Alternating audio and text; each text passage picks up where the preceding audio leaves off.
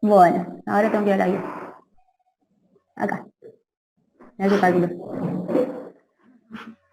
Bueno, chicos, vamos a empezar con la guía. Tiene un caso clínico que dice reside en el consultorio externo una mujer de 55 años que consulta por un estado de cansancio general, refiere que últimamente le cuesta levantarse, está siempre como aletargada en sus pensamientos, siempre siente frío, hasta en verano anda abrigada. Se cuida desde hace años en las comidas y también refiere que aunque consume mucha fibra, como le recomendaron, porque siempre está constipada. 1. Lea atentamente el caso y responda. ¿Cuál es el motivo de consultar? Que bueno, en realidad está muy específico acá, consulta con estado de cansancio general. Claro. Si alguno pone otra cosa, que avise. Después, aplicando sus conocimientos previos, construya una o varias hipótesis que explique el posible origen del motivo de consulta de la paciente. Y bueno, acá son como varias cosas lo que uno tiene que pensar. Sobre todo si está comiendo bien o si está comiendo poco y por eso está muy cansada, o si está haciendo mucho ejercicio y está comiendo poco también, tendría más consumo de lo que absorbe. Si tiene algún problema como gastrointestinal, que pierda más los nutrientes, como son las diarreas. Y Claro, después, ¿qué? no, eso es que acá pueden pensar en eso, en todo lo que puede generar disturbios en la obtención de energía, entonces pueden pensar también hasta en el oxígeno. Claro. Como sería, no sé, en las anemias donde tienen una disminución del transporte de oxígeno, que esto alteraría justamente la generación de ATP y con eso la energía. Claro. Y bueno, Sumado a todo lo que dijiste. claro. Bueno, después tenemos, la paciente también expresa, no, pero mentira, leí otra pregunta. ¿Qué preguntas le resolvía a la paciente en el interrogatorio para poder analizar las posibles causas de su sensibilidad al frío?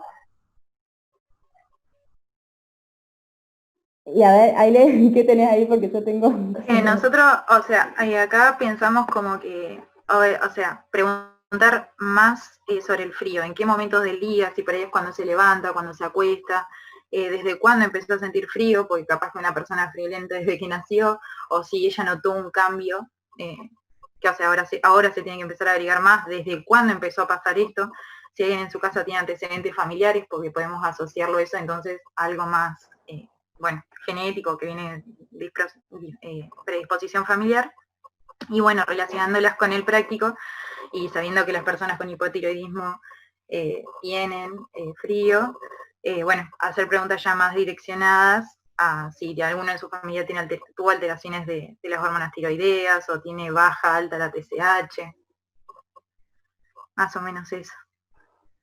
Bien, sí, tengo lo mismo y también, o sea, le agregué cosas como si lo único que siente es frío o si está asociado a otra cosa, porque, no sé, por ejemplo, también puede ser frío de fiebre, entonces tal vez fue una infección o algo así, supongo que lo puse. Claro. Y también esto de que como tiene 55 años, preguntarle si entró en la menopausia o algo de eso, entonces por ahí el cambio también de temperatura, a ver si puede llegar a tener relación, que si en la menopausia uno empieza a sentir calores, pero bueno, para abarcar más. Bien, bueno, seguimos. Antes de comenzar el examen físico, usted la observa con detenimiento y escribe en la historia clínica fácil redondeada con marcado edema palpebral. Realice una hipótesis relacionada con el origen de este signo.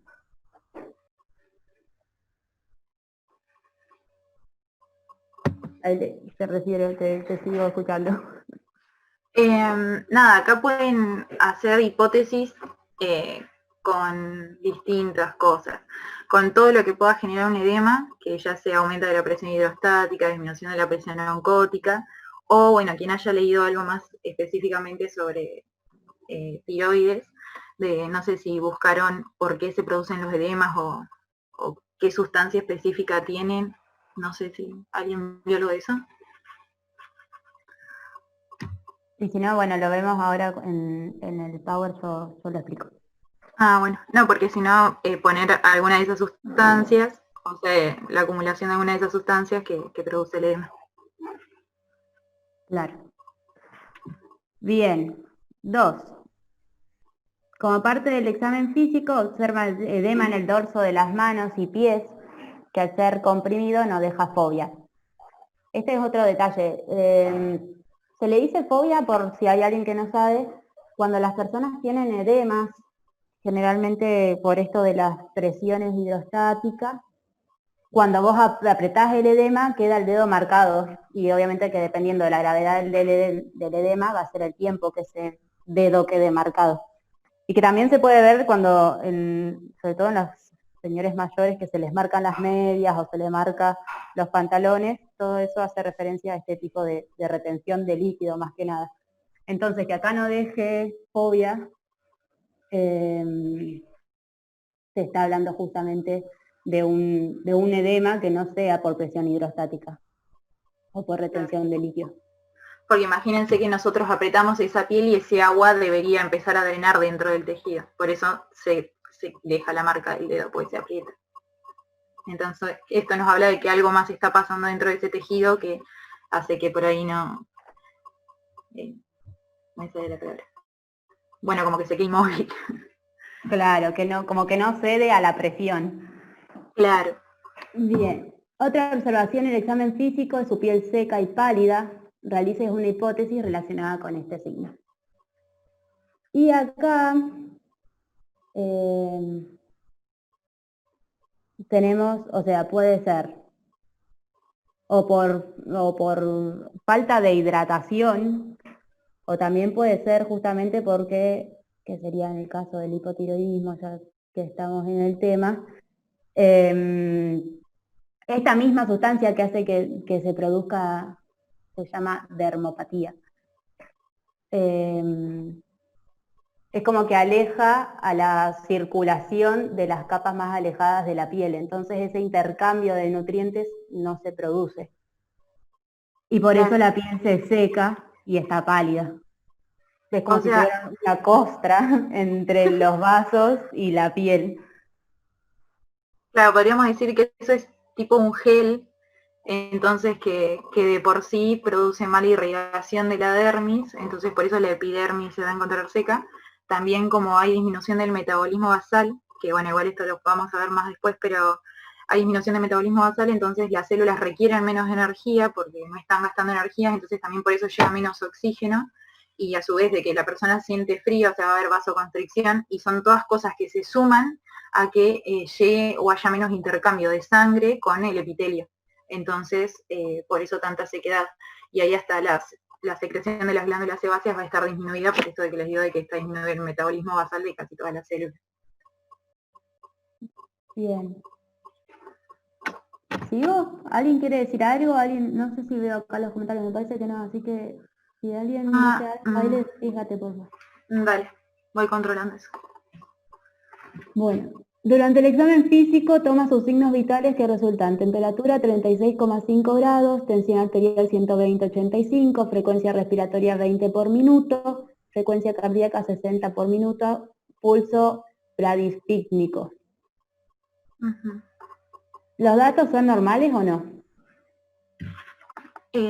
Lo que podemos encontrar acá, o sea, todos son normales en mí.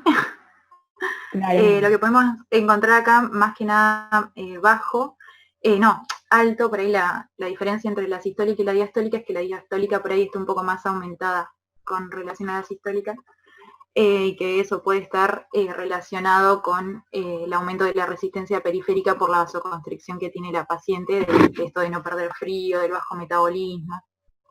Pero... después están dentro de lo normal. Claro, o sea, como que normales están normales, pero a lo sumo se puede hacer esa... Igual que esto. Esto claro, está eso también como está en el borde. En el borde del límite superior sería. No sé si acá hay más exámenes, pero bueno, sí, acá está. Ahora lo vamos a charlar esto. Bien. Y bueno, también en realidad la frecuencia cardíaca, que está ahí a 60. También en el límite inferior. Sí, es como para tenerlo en cuenta. Ahora ahí pusieron algo en el chat. La vasoconstricción produce una disminución del metabolismo basal del epitelio o al revés. O sea, va a estar disminuido el metabolismo basal porque justamente van a faltar las hormonas T3 y T4 circulando. Entonces, sí, o sea, primero produce la disminución del metabolismo basal, ¿no, Mari? Y después la vasoconstricción. Claro, o sea, que son dos cosas vos, a ver, hablando de hormonas tiroides, como producen aumento del metabolismo y se acuerdan de todos los procesos de la vasodilatación metabólica que producís potasio, dióxido de carbono, entonces todo eso te produce vasodilatación. Y si vos tenés un metabolismo disminuido, todos estos metabolitos justamente no van a estar, entonces hay vasoconstricción, es como... sería que la disminución del metabolismo produce vasoconstricción. A su vez, de por sí va a haber también vasoconstricción, por eso que digo que también la primera fase también va a ser la vasoconstricción, porque justamente por la disminución del metabolismo basal en general, la persona va a estar generando menos calor, porque nuestro metabolismo basal nos genera calor. Entonces también va a haber vasoconstricción para dejar de perder calor. Entonces, bueno, también hay un poco de las dos. Bien. Ay, le tengo que ir a buscar algo. ¿Podés seguir? Ya, sí. subo y bajo. Sí. Quedamos en la 3. A ver. Genial. Relea todas las hipótesis escritas por usted hasta el momento, revise todos los signos y síntomas de la paciente y los datos del examen físico. Se puede relacionar con sus valores de frecuencia cardíaca y pulso. Bueno, en realidad sí. Yo no me acuerdo de todas las cosas que estuvimos hablando mucho, pero, o sea, de todas las hipótesis, pero por ejemplo, considerando que puede estar cansada por la anemia, empieza a tener aumento de la frecuencia cardíaca y el pulso, para empezar a enviar más sangre con más oxígeno, ya que hay menor cantidad de hemoglobina saturada con oxígeno. Y bueno, el frío dijimos que era por la disminución del metabolismo basal, así que bueno, sí. Igual la temperatura ahí está dentro del rango de normalidad. Bueno, la 4. Continuando con el examen físico, toma sus datos antropométricos y el peso es 68,5 kilos, la talla 143 centímetros, el índice de masa corporal 34,5. Con estos datos, ¿usted diría que está excedida de peso? Bueno, sí, con ese índice de masa corporal, ahí llegó tiene obesidad moderada. Y después tiene relación con la dieta que la paciente expresa, si bien no nos contó toda su dieta, solo nos dijo que come mucha fibra, puede estar comiendo, si lo relacionamos con el práctico anterior, muchísima grasa saturada. O sea, si lo pensamos solo desde la fibra, bueno, no tendría relación tanto aumento de peso. Y construye una hipótesis que explique el aumento de esto podemos hablarlo por la disminución del metabolismo basal. Entonces, al estar disminuido el metabolismo basal, que quiere decir la energía mínima que necesitan todas las células, van a estar usando menos energía y por ende tomando menos energía del cuerpo de la paciente. Entonces, casi todo lo que esa paciente coma, si no hace ejercicio, se va a guardar. O sea, siempre es más lo que ingresa que lo que se pierde. Podríamos hacer una hipótesis relacionada a eso. No sé, Mari, si quieres decir algo más. No, bis, nada. Siempre va a tener un balance energético positivo si es que esa paciente come y no hace ejercicio, por ejemplo, porque su metabolismo basal va a estar usando menos energía. Bueno, la 5. ¿Leo? Como quieras. Antes de terminar el examen físico, palpa el cuello de la paciente y detecta un agrandamiento leve por debajo del cartílago cricoides. Recordando anatomía, describa qué estructuras se encuentran allí y usted está palpando. Perfecto. Hay comentado en el chat que tiene bocio. Claro, así se le llama justamente al aumento de la tiroides. Y este bocio, este es un detalle, puede ser así como difuso, que toda la tiroides esté aumentado de tamaño, o puede tener algún nódulo. Esas cosas teóricamente uno debería poder palpar. Debería. Y bueno, entonces sí. Claro, acá en la parte anterior del cuello no hay mucho, chicos. Está la tiroides. Lo que podamos palpar, vamos a palpar la tiroides. Claro. Y después, bueno, mucho más arriba tenemos toda la parte, la cadena ganglionar, ¿no? Pero en esta parte solo se palpa tiroides. Bien, ¿puede generar una o más hipótesis respecto al posible agrandamiento? Escríbala. Y acá, los posibles, esto es requete contraclínico, yo no sé qué. Sí, porque, algo no o sea, clínico. podemos decir que en realidad solo como dice Mateo, que lo que nosotros evidenciamos por afuera es que tiene bocio, porque eso puede ser hiperplasia, hipertrofia de la glándula, puede ser un tumor, puede ser que se está secretando mucha TSH y produce esa hipertrofia, hiperplasia. Eso es como que no vamos a saberlo. Puede estar inflamada también, puede tener toda una reacción Claro. inflamatoria por el sistema inmune. Claro, porque tuvo una infección viral. Claro. Por muchas cosas. O autoinmune, que el sistema inmune reconozca algo extraño en la tiroides y la esté como atacando, por así decirlo, entonces también aumenta de tamaño. Pero bueno, no vamos a poder, bueno, por eso también es una hipótesis. Claro. Bien, una vez concluido el examen físico, solicita una serie de exámenes complementarios cuyos resultados son traídos por la paciente y expresan hemoglobina 11 gramos decilitro, hematocrito 36%, plaquetas 217.000 por milímetro cúbico, leucocitos 12.100 por milímetro cúbico, neutrófilos segmentados, ¿será esto? ¿O los comunes? Sí. 72%, eosinófilos 1%, basófilos 0%, linfocitos 25% y monocitos 2%. Urea de creatinina normal, hipercolesterolemia e hipertrigliceridemia, ionograma con sodio de 143 miliequivalentes litros, potasio de 4,1 miliequivalentes litros y cloro de 89 miliequivalentes litros. Y la glucemia de 73 miligramos decilitro. Con esto podemos ver que tiene aumentado. Bueno, la glucemia está normal, yo supongo que esto fue en ayuno. Claro. El ionograma también. Esto. O sea, el cloro está un poquito bajo, pero esas cosas como que pueden pasar en los laboratorios, cuando es así tan ínfimo el cambio. Claro. Hay alguien que está hablando en la chat y yo no lo puedo ver. Sí, es que dice que puede ser si el cloro está bajo. Ah, bien.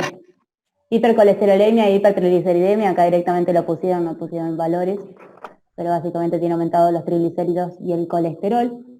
Urea y creatinina normal, esto nos está hablando que tiene una función renal normal. Leucocitos en 12.000, estos están aumentados, con los neutrófilos también aumentados. Claro, a predominio neutrofílico. Claro, o desviación a la izquierda también se le dice. Plaquetas 217.000, esto está normal. Hemoglobina de 11 gramos decilitro, esta está ahí un pelín. Sí, porque es hasta 12. O sea, está un cachín disminuido. Y el hematocrito también está un poquito disminuido. Podemos ver que ahí la anemia se puede justificar. Claro, esta es una anemia. El hemograma es normal, justifique, podemos decir que no, por esto que tiene leucocitosis con neutrofilia y anemia. Estos resultados le ayudan a corroborar alguna de sus hipótesis, justifique. La del cansancio. Claro, es que estos... Bueno, a ver, mira, no, claro, puede ser que el cloro esté bajo. Igual yo creo que dije que tenía aumento de la frecuencia cardíaca y no, la tiene baja. Lo que tiene es aumento de la frecuencia respiratoria. Perdonen. No, pero cuando vos te habías ido había dicho cardíaca, creo. Quise decir respiratoria. Te dejo 5 segundos sola y me haces cagar. Ya la cago. Bueno, esto no sé, chicos, en realidad, porque esto podría ser que tiene algún tipo de infección, pero no es algo muy específico que puedas decir está pasando esto, sino que sabes que está con por lo menos una reacción inflamatoria. Claro, puede ser que la paciente ahora tenga un poco de mocos o tos y sea por eso que tiene aumentado, porque ni siquiera es tanto. Bien, ¿para qué se solicitó urea y creatinina? Básicamente para evaluar los riñones. Sí, como dijo Mario recién. Siendo sus valores normales, puede descartar o corroborar alguna de sus hipótesis. Y acá todo lo que hablamos de las edemas por aumento de la presión hidrostática, si fuera por alguna retención de líquidos, por algún problema renal, podemos decir que nada de eso tiene. Claro, si alguno hizo alguna hipótesis relacionada al funcionamiento renal, la tiene que rechazar. Bien. ¿El nivel de glucemia es normal? ¿Por qué? Porque está dentro de los Eh, parámetros normales. claro, sí, es normal, está dentro de los parámetros normales y yo no dudo de los resultados del laboratorio. Pero bueno, yo supongo, o sea, teóricamente esto, si es hecho en ayuno, supongo yo, está bien. Y si no, me parece un poquito Sí, baja. porque siempre es en Porque ayuno. siempre se Ah, hace en ayuno. ahí pusieron, entonces por la anemia la paciente tiene elevada la frecuencia respiratoria. Claro, eso iba a decir, claramente, claro, justamente, o sea, de alguna forma, si vos tenés alguna anemia, tenés que compensarlo, ese transporte de oxígeno deficiente, por así decirlo. Entonces, generalmente cuando uno tiene anemia, tiene aumentada la frecuencia respiratoria. Claro, y por eso me confundí porque a veces también tenés aumentada la cardíaca como para enviar más sangre oxigenada o desoxigenada, pero bueno, no es el caso de esta paciente tiene mayor elevación de la frecuencia respiratoria. Bien, y acá, ¿el ionorama sérico es normal? El cloro habíamos visto que estaba un poco bajo, pero bueno, esto Sí, tampoco es yo le muy... pondría que sí, porque en ese sí no creo en el análisis de laboratorio. Ah, Bien. sí, porque es muy poco el cambio. Y acá también, con estos valores, ¿puede descartar o corroborar alguna de sus hipótesis? Si fuera por alguna, o sea, los edemas, el aumento de osmolaridad del plasma o algo así, por aumento de sodio, acá vemos que está dentro de los valores normales, así que no podría ser. Bueno, acá, el nivel de glucemia es normal, ¿por qué? Sí, porque está entre los valores, los parámetros normales, y duda los resultados del laboratorio, yo diría que no. Y bueno. Con estos valores, ¿puede descartar o corroborar alguna de sus hipótesis? Y sí, podemos corroborar la de la anemia Ah, la del y podemos cansancio. descartar si alguien pensó que era renal por ahí los edemas, ya lo descartamos por esto. Bien. 6. Los exámenes complementarios señalan hipercolesterolemia e hipertrigliceridemia. ¿A qué parámetros fisiológicos estudiados en bioquímica se refiere? Los que vimos la clase pasada. Claro, hipercolesterolemia al colesterol, este puede ser LDL, HDL, VLDL, etc. Y la hipertrigliceridemia a los triglicéridos. Sí, y evalúan el perfil, o sea, con eso que sé qué parámetros bioquímicos se evalúan, el perfil lipídico. Ah, bien. ¿A través de qué mecanismos pueden llegar al aumento? Escribe hipótesis al respecto. Y acá son los mismos que la vez pasada, básicamente, o por un aumento en el consumo de la dieta, o por una alteración en los receptores, por una disminución en la eliminación. Porque se produce demasiado de nuevo, porque la paciente está consumiendo, por ejemplo, la hipertrigliceridemia, grandes cantidades de grasas saturadas, o que hubo, o sea, que en general se piden 12 horas para sacar sangre y haya tenido menos de 12 horas, entonces aparezcan otras apolipoproteínas que tienen mayor contenido de triglicéridos. Eso. Bien. Acá, ¿a través de qué ya está. 7. A modo de resumen, revise todo lo analizado hasta el momento, desde la presentación del caso, interrogatorio, examen físico y exámenes complementarios que usted le muestran algún problema, y complete la siguiente tabla. Ejemplo, constipación, haré más filas de examen necesario. Y esto, chicos, creo que es lo único útil de la guía, porque el resto es... Entonces, acá, vamos, volvemos al caso, ¿querés? O vos lo tenés ahí anotado ahí. Dale, te los llevo acá. Dale. Dijimos que, bueno, llega la mujer de 55 años, va a consultar por cansancio general. Entonces, no sé, ¿lo leo todo entero o lo vamos así analizando a una? ¿Cómo quieras? No entiendo qué. O sea, como para decir cosas ahí decís, por ejemplo, no sé, entre signos, síntomas o parámetros, decir cansancio y... Sí. Lo leo todo junto y después vemos. Dale. Bueno, decía que estaba cansada, aletargada en sus pensamientos, que tiene mucho frío, siempre anda abrigada y se cuida en las comidas. Y bueno, después en los parámetros sabíamos que estaba anémica y tenía Bien. neutrofilia. Bien. ¿Algo más? Nada. Mixedema. Y O el sea, lo que podemos bocio. poner básicamente ahí, claro, es eso. El cansancio, que podemos decir glóbulos rojos, sangre, médula ósea. el hipercolesterolemia y el hipertrigliceridemia, que pueden llegar a tener en cuenta, o sea, tener relación con el hígado, los tejidos periféricos, si es como decía Mari, con algún problema de los receptores, los vasos sanguíneos. El hematocrito disminuido también depende de la sangre, la médula ósea. La neutrofilia con la médula ósea también, si hay algún tejido infectado. El frío, ahí, sí, ya lo vieron, al control de la termorregulación, entonces va a estar el hipotálamo, los efectores, tiroides en este caso. Mixedema, podemos ahí ver si es renal, piel, ojos, que es donde se incorporan los edemas. Después el bocio, como decía Maris, entonces el órgano es la tiroides, y también se puede poner frecuencia cardíaca y pulso, y ahí, bueno, el corazón, músculo, etcétera. Bien. Nada, no tengo, y tengo el de último que no lo mencionaste, solamente el bocio y como órgano tejido posiblemente afectado, la tiroides. Bien, al observar la tabla en su conjunto, ¿sospecha de algún origen común para todos los problemas? ¿Ah? Y acá, bueno, obviamente que si leyeron el tema y si pudieran hacer esta tabla, no les va a quedar más opciones que algo endocrino, como pueden ser las hormonas tiroideas. Como para que algo que les sirva de acá en adelante, siempre cuando hay muchos órganos involucrados, es muy seguro que sea algún problema endocrino, porque tiene que ser una hormona que tenga como órgano blanco muchos órganos. Entonces se altera esa hormona y va a producir un lío tremendo en todos esos órganos. Bien.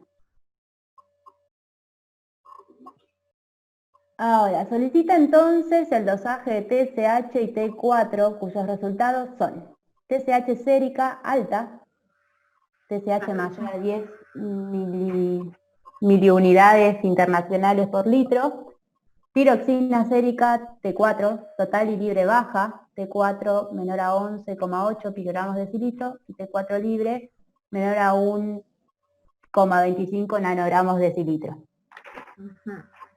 A ver, pues yo tengo valores normales de esto, ya te digo, para si a alguien le interesa. Sí, anótenselos porque Acá. No es que se lo van a preguntar, pero así lo pueden corroborar. El valor normal de la TSH es de 5,3. Y acá la tiene mayor a 10. El doble. Y la T4, el valor normal es hasta 10. Así que está un poquito aumentado. No, un poquito, está disminuido, perdón. Oh, no, esto igual no concuerda con mi laboratorio, así que chicos no se preocupen. Ahora, pero ¿cómo dijiste?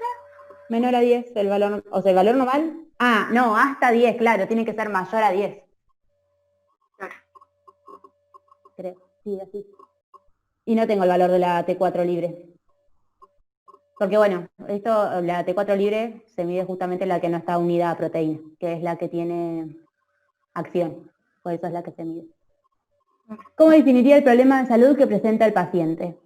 Y acá hay varias cosas. Si tenemos una TSH aumentada con unas hormonas tiroides disminuidas, podemos decir que justamente la que no está respondiendo es la tiroides, porque él no tiene como la inhibición en el eje. No tiene la inhibición en el eje, entonces la TSH está ahí secretarse y la tiroides ni siquiera se entera. Entonces por eso es esto. Si nosotros tuviéramos una TSH baja, podríamos decir que el problema está más arriba. Y esto de que tengamos la tiroides que no funciona, se llama hipotiroidismo primario. No es secundario, cuando el problema está en la hipófisis, y terciario, cuando está en el hipotálamo. Como que a medida que subís de órgano, va aumentando de nivel. Va subiendo un piso. Y dice, este problema puede tener distintos orígenes, que es esto que les acabo de decir, y escriba la hipótesis al respecto. Bueno, y hay una situación más, pero rara como perro verde, que es la resistencia de estas hormonas en los tejidos periféricos sería. Bueno, y este cuadrito de acá, con la información que usted tiene ahora de la paciente y con los datos de la tabla anterior. Complete la siguiente tabla donde expresa las acciones fisiológicas del mensajero sobre esos órganos, tejidos por usted citado, o sea, acciones normales, no patológicas. Mire el ejemplo y haré más filas para completar la tabla. Y acá pone corazón, estimula la síntesis de receptores beta 1, aumenta síntesis de cadena pasada de alfa-miosina, y los cerca, que son los ATPasa de calcio que están en el retículo cercoplasmático. Y acá, entre nuestros órganos que pusimos, habíamos puesto glóbulos rojos, encéfalo, hígado, bueno, médula ósea, tiroides, músculo. Claro. Son prácticamente todos los órganos del cuerpo. Claro, si quieren, Lo vemos en el Power, ¿o no? Que sí, todo. está escrito, así no, pues si no se les va a hacer un chanchullo. 10. Para sintetizar la información, modalice el eje de regulación de la función tiroidea normal y acorde a los valores obtenidos en los estudios de la paciente, señale el posible lugar de la alteración en el eje y justifique. Si quieren eso también lo vemos con el Power. Con el dibujito. Este el eje. Bien. Señale el siguiente modelo donde pueden generar alteraciones que afectan la síntesis, por alteraciones enzimáticas, déficit de yodo, enfermedades autoinmunes, de las hormonas tiroides. Y esta, a ver, para. Porque esta no es tu misma célula. Acá tenemos. Esta sería el vaso sanguíneo. Y estas son las células de la tiroides. Y este es el folículo. Entonces, el proceso es así. Este es el yodo, ¿no? Sí. El yodo va a entrar por este canal y pasa hacia la parte apical. Esto es basal y esto es apical. Y por otro transportador se va a unir a esto de aquí, que es una proteína que se llama tiroglobulina. Bien. Y esta tiroglobulina que sale en realidad del retículo endoplasmático y también va hacia la zona apical, se secreta. Entonces, se les une el yodo, la tiroglobulina, y... ¡Ay, puta madre! Me faltan acá proteínas, pero bueno. Sí, pero si no después las vemos. O sea, porque en realidad ahí lo que dice es que marcar en el gráfico dónde pueden estar esos déficits. Por ejemplo, claro. el déficit de hierro, de hierro, podría lo ser podemos, acá. claro, ahí, o en el estómago, como que o tenés poco consumo o se está absorbiendo mal. No. Claro. Pero por ahí anda. Después enfermedades. No, dale, sí. No, enfermedades autoinmunes que también dice que pueden estar en los receptores. Por ejemplo, si es una enfermedad autoinmune, por ejemplo, que ataca el receptor de la TSH. Claro, que acá no está. Poner que Claro, sería acá el receptor de la TSH y potencia todas estas acciones. Entonces, si estaría afectado ese receptor, la TSH no podría hacer efecto. Hola chicas, ¿cómo están? Hola, Vicky. Hola. Perdón que me meta, recién pude conectarme. Estoy siguiendo el punto este y un ejemplo que puede ser por alteraciones enzimáticas puede ser por una deficiencia de la tiroperoxidasa. Suele ocurrir, no es frecuente, pero suele estar. Perfecto. ¿Cómo Para en qué parte? Sí. ¿En qué parte de acá mostrarles del gráfico la verías? Acá este gráfico la verdad que no es un gráfico muy lindo que digamos, Mal. pero Claro. si no yo encontrar acá y muestran otro, se los puedo mostrar en otro. Dale. Pero es porque dice, como decía Aile, decía, bueno, en qué puntos se puede afectar la síntesis. Y un ejemplo serían la alteración, que decía las alteraciones enzimáticas, ya sea alteración por deficiencia o porque funcionan mal, es la tiroperoxidasa. Pero después se las muestro. Bien. Bueno, no sé, me falta alteración definitiva y enfermedades autoinmunes. Bueno. Sí, también puede ser las de yodasa o en las alteraciones enzimáticas, pero sí, ya está, son esas. Bien, y esta secreción de la tiroides la vemos bien en el sábado. Bueno, eso también hay, eso que vos decís, cuando la hormona sale a circulación para ir hasta los distintos órganos, la falta de las iodasas, las deficiencias de esas también es como que, no sé si altera en la síntesis capaz, pero sí en que no llegue como corresponde a los órganos blancos, capaz. Ah, sí, mal, acá dice síntesis, perdón, no, mala mía. No, no, todo bien, sino que capaz es algo que se puede hacer a los chicos, que también es una alteración que puede haber, no va a actuar capaz afectando la síntesis, pero sí que a la hora de producir los efectos, no va a cumplir los efectos de la hormona por la falta de estas de iodasas. Claro, buenísimo. Bien, sigo. En el caso de la paciente, ¿existe algún dato que le ayude a corroborar alguna de las hipótesis respecto de los defectos de síntesis? Alteraciones enzimáticas, déficit de yodo, enfermedades autoinmunes, ¿cuál? O sea, yo acá creo que eso hay que hacerle un buen interrogatorio a la paciente y no podés, o sea, tenés que estudiarlo. No sé qué opinas. Sí, sí, porque, o sea, para esto de acá se buscan anticuerpos en sangre, en realidad no es algo que vos puedas saber Claro, con la el BC. examen físico o con un hemograma. Igual que el déficit de yodo, tendrías que buscar yodo, la iodemia sería la cantidad de yodo Claro. que tiene en sangre. Y las alteraciones enzimáticas supongo que debe ser algo más, todavía mucho más específico. Ujú. Pero bueno. El siguiente texto extraído de la interpretación de las pruebas tiroides de Mayayo, S. y colaboradores 2002, le ayudará a conocer la batería de estudios complementarios que se mencionan para evaluar la función tiroides.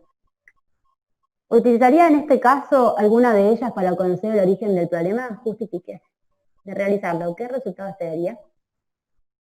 Y acá tenemos los exámenes complementarios para el estudio del eje hipotálamo-hipófisis tiroideo pueden dividirse en tres grupos. Exámenes que determinan el estado de la función tiroidea, niveles séricos basales de TSH, T4 y T3, que esto lo tenemos, o sea, esta parte de acá los T3 no. Pruebas que establecen el nivel anatómico de alteración del eje, hipotálamo hipotiroideo, nivel basal de TSH y test de TRH. Exámenes que estudian la etiología, gammagrafía, ecografía tiroides, nivel sérico de tiroglobulina, cuantificación del título de anticuerpos antitiroideos, ioduria, test dinámicos como captación de yodo, test de carga con perclorato, técnicas de imagen como la resonancia magnética, si se tiene que estudiar la región hipotálamo hipoficiaria y estudios de biología molecular si es preciso establecer el defecto genético. Y acá, ¿utilizaría en este caso alguna de ellas para conocer el origen del problema?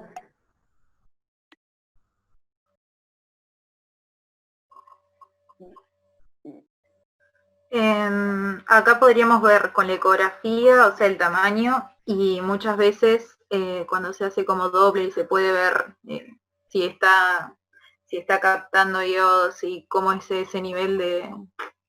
Ay, no me sale la palabra. Si son nódulos calientes, fríos, ¿eso crees? No? Sí, eso, como si hay mucho flujo de sangre, ¿no? También te podés dar cuenta. Orientar, pero se puede orientar, o sea, no es que... El origen del problema, no sé, yo con todo, o sea, necesitas determinar TSH, T4 para saber si están altas y después hacer la prueba del eje. Claro, en realidad, o sea, esto lo teníamos y pruebas que establecen el nivel anatómico de alteración del eje. Con el test de TRH, en realidad, o sea, vos evaluás que responda a la TSH. Y en este caso la TSH respondía, o sea, yo creo que este justamente no tiene sentido que lo hagan. Claro. Acá pusieron en el chat el de captación de yodo nuclear porque ya sabéis que la parte alta del eje funciona bien. Claro, como ir más específico. Claro. Y acá, entonces, ¿qué esperarías? Si tenés la captación de yodo en esta paciente, ¿cómo estaría? Ay, no se me da. ¿Qué piensan ustedes? El chico que, o la chica que dijo del yodo, que no lo veo. Y el chico. Mateo. Ah, Mateo. Acá me recibo. Chan, chan, chan. Bueno, ¿Bajas? Sí, muy bien. Tal vez está mal o está bien, porque quizás tiene problemas en la expresión de receptores para TSH. Claro, porque Bien. igual, que ahora que pienso, porque... Bueno, no, sí está ahí. No dije nada. Para mí estarían bajas también igual. Sí, sí. Bien. Y bueno, no hay mucho más. Bueno, las técnicas de imagen con la resonancia magnética también, o sea, justamente si vos vas a buscar algún problema en el hipotálamo o en la hipófisis, si vos estás pensando que el problema está en la tiroides, hacer una resonancia magnética de hipotálamo y hipófisis no tiene mucho sentido. Claro. Y pensamos que está bajo porque igualmente... ahí pusieron, igualmente si tenemos alta la TSH y baja la T4, el problema ya no se debería a una no respuesta. ¿De quién? Claro, ¿de parte de quién? Porque en realidad puede ser así, como la TSH, o sea, por parte de la tiroides, claro.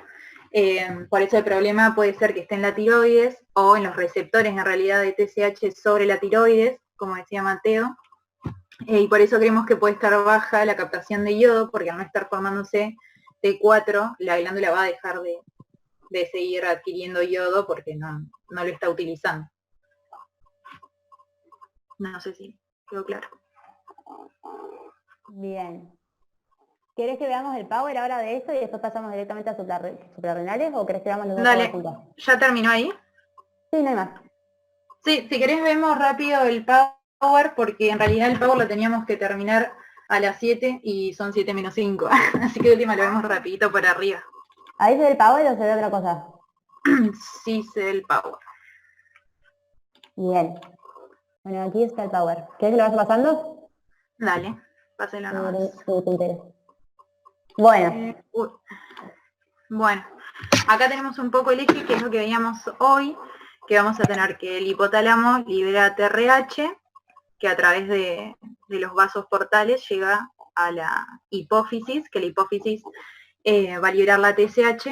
Acá hacia la derecha vemos que la TRH actúa por el mecanismo de la fosfolipasa C, aumentando en últimos como mensajeros secundarios el diacilglicerol y el inositol trifosfato, y el aumento del calcio intracelular y el diacilglicerol van a dar esa liberación de TSH, que en una parte, liberamos toda la TSH que ya estaba almacenada, pero volvemos a formar más para la próxima vez que la TRH haga foco sobre la hipófisis. Y bueno, en la TSH que se libera va a ser foco sobre la glándula tiroides. Está bien. Que, más adelante lo vamos a ver, pero en un 90% más o menos se va a liberar T4, por eso la flecha está más grande, y T3 se libera en menor porcentaje. Pero los tejidos periféricos van a formar a partir de la T4 la T3, porque si bien son hormonas similares, o sea, con las mismas características, tienen ¿cómo es la palabra? Como la acción va a ser a distinta velocidad.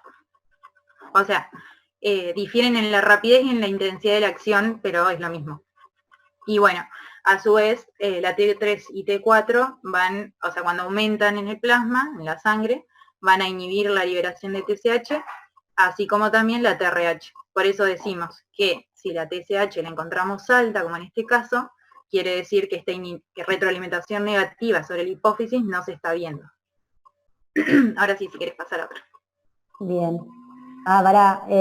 Esto también, no sé si ya lo han visto, esto de los ejes largos y ultralargos, que largo se considera esta inhibición hasta la hipófisis y ultralargos es esta inhibición hasta el hipotálamo.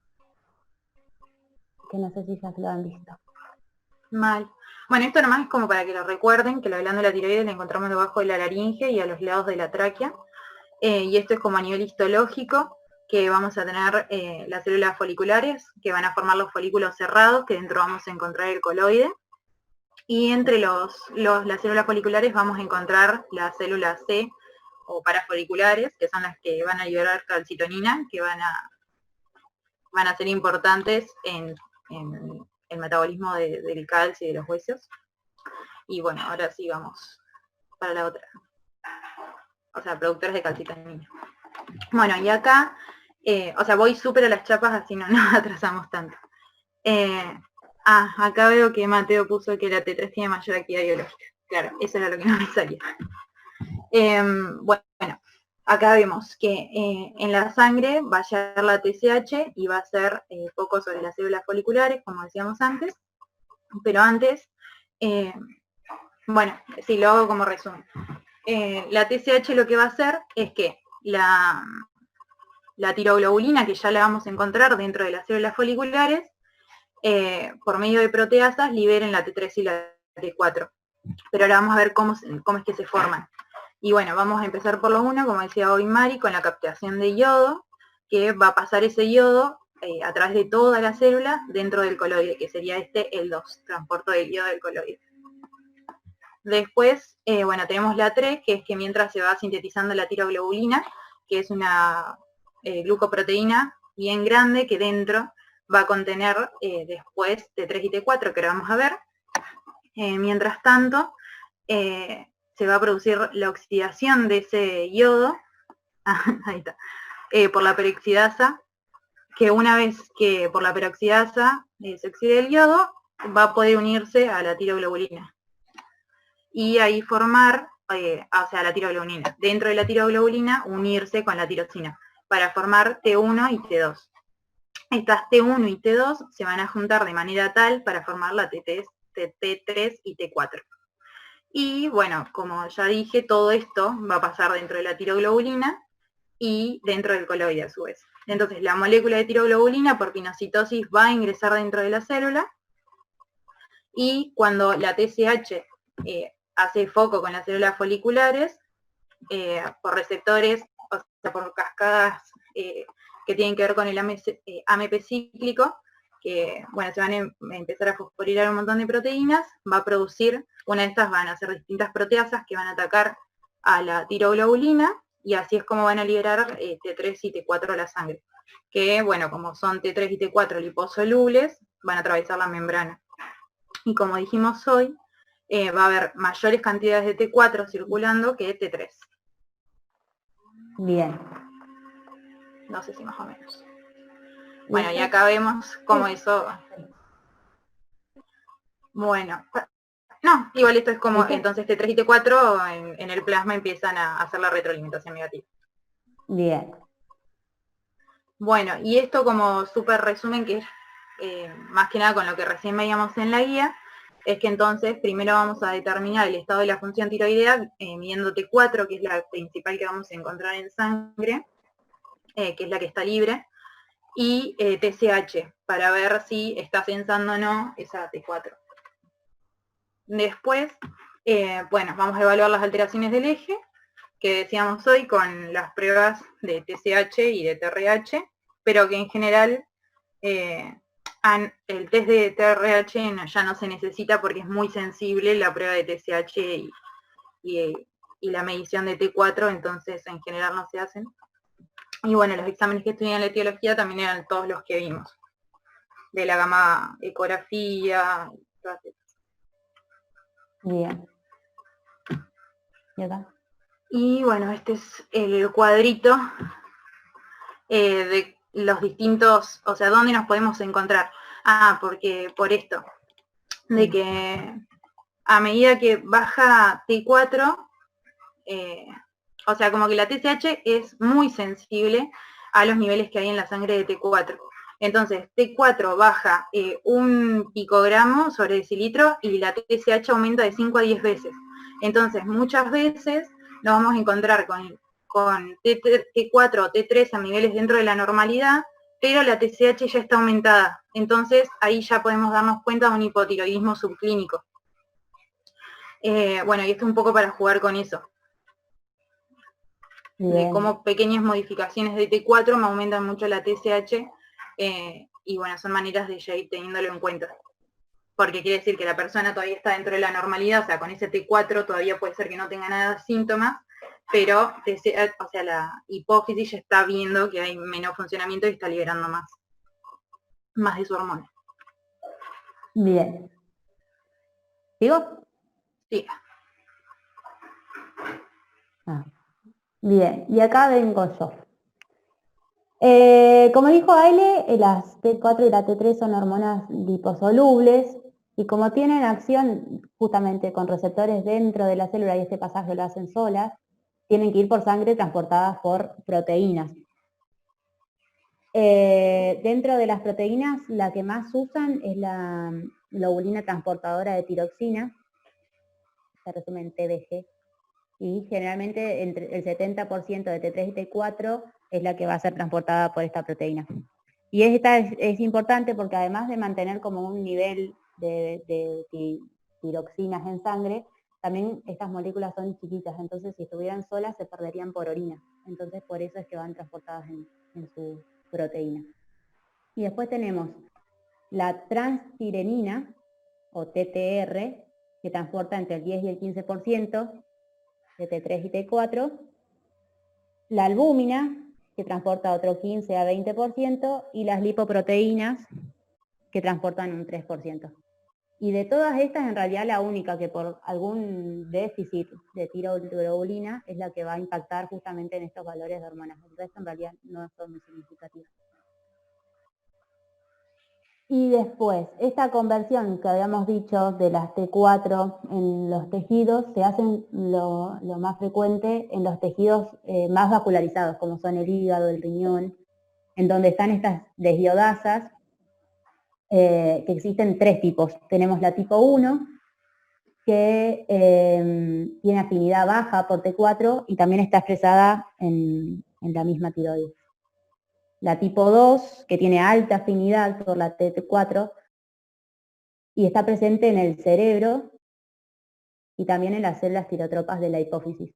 Y esto justamente lo que hace es, como tiene alta afinidad, la mínima cantidad de T4 que circula se va a unir y se va a deshiodar y va a mantener niveles como basales, tanto en cerebro, y también sirven para ser el sensor de hormona tiroidea en la hipófisis, porque justamente ante una mínima disminución de estas hormonas, la hipófisis va a ser la primera en darse cuenta, por así decirlo, y liberar la TSH para que se vuelva a formar hormona.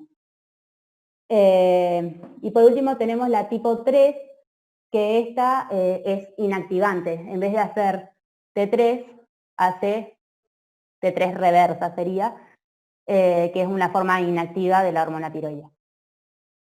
Y bueno, como dijimos, van a entrar por la membrana celular, llegan al núcleo, en donde va a haber un receptor de la hormona tiroidea asociada a un receptor retinoide, que estos se van a unir a una parte del ADN, que se llama respuesta a la hormona tiroidea, y producen la transcripción de genes y de ARN mensajero para síntesis de nuevas proteínas. Y esto va a actuar básicamente en todos estos órganos como el corazón, bueno, va a producir cambios en el metabolismo basal, en el sistema respiratorio, músculo esquelético, sistema nervioso autónomo, crecimiento y maduración, huesos, tejidos duros y dermis, sistema nervioso central, órganos reproductores y glándulas endocrinas. Bien, los efectos cardiovasculares que estaban mencionados en las guías, que son la síntesis de miocina, sobre todo las cadenas pesadas alfa, la síntesis de calcio ATPasa del retículo endoplasmático rugoso, que son los cerca, para que acá tengo una imagen, justamente va a ser, acá, aumenta estos de rianodina, que producen justamente esta, ¿se acuerdan de esta acoplación de calcio que entraban por los dihidropiridínicos y activaban la rianodina para que salga el calcio al citosol? Van a aumentar a los cerca, estos de acá, va a inhibir a este intercambiador de calcio-sodio y no sé si me falta alguno. No. Entonces justamente lo que hace es mantener un gran calcio intracelular que va a producir contracciones más fuertes. Para eso está, por eso tienen como un aumento en el inotropismo. Después los síntesis de receptores beta-adrenérgicos, que son los que aumentan la frecuencia cardíaca, y el síntoma, la síntesis de péptido natriurético auricular. Entonces básicamente produce un aumento del gasto cardíaco, del volumen sistólico, de la velocidad y la potencia de las contracciones miocárdicas y de la presión diferencial, porque va a producir teóricamente disminución de la diastólica, por esto del aumento del metabolismo y un aumento en la sistólica. Entonces se aumenta esa diferencia entre la sistólica y la diastólica, esta es la presión diferencial. Después se acorta el tiempo de relajación diastólica y la disminución de la resistencia vascular periférica. Ahí está. En el metabolismo basal, que es como lo más alterado, tenemos en el metabolismo basal, en el metabolismo energético, en el lipídico, glucémico y en el proteico. En el metabolismo basal hace acción tanto en la respiración celular, en la circulación, el bombeo de iones, termogénesis obligatoria y aumento de las proteínas de desacoplamiento, que estas son las UPC que estaban en los tejidos adiposo pardo, que solamente producen calor, que estaban en los bebés solamente, la gente del adulto tiene muy poco ese tejido adiposo pardo, por no decir casi nulo. Bien, el metabolismo energético aumenta la termogénesis facultativa. En el metabolismo lipídico produce lipólisis en el tejido adiposo. Catabolismo en el colesterol, síntesis de ácidos grasos hepáticos. Y esto, en lo del colesterol, aumenta tanto la síntesis, pero más aumenta la eliminación y la excreción biliar. Entonces, en realidad tiene una disminución de colesterol. En el metabolismo glucémico, gluconeogénesis hepática, aumenta la absorción de glucosa en el intestino, aumenta la captación de glucosa y aumenta la degradación de insulina, por lo que podríamos decir que es hiperglucemiante y bueno, esto aumenta la captación celular de glucosa. Y el metabolismo proteico produce anabolismo de proteínas, estos son en concentraciones normales porque si no es catabólica cuando está aumentada. Síntesis de proteínas para el crecimiento, aumenta la captación de aminoácidos líderes y aumenta la transcripción. En el digestivo va a aumentar la motilidad intestinal y acá con nuestra paciente podemos ver justamente la constipación que tiene por más que consuma mucha fibra, porque en ella en realidad va a tener disminuida la motilidad intestinal por este hipotiroidismo. Entonces ahí va la constipación.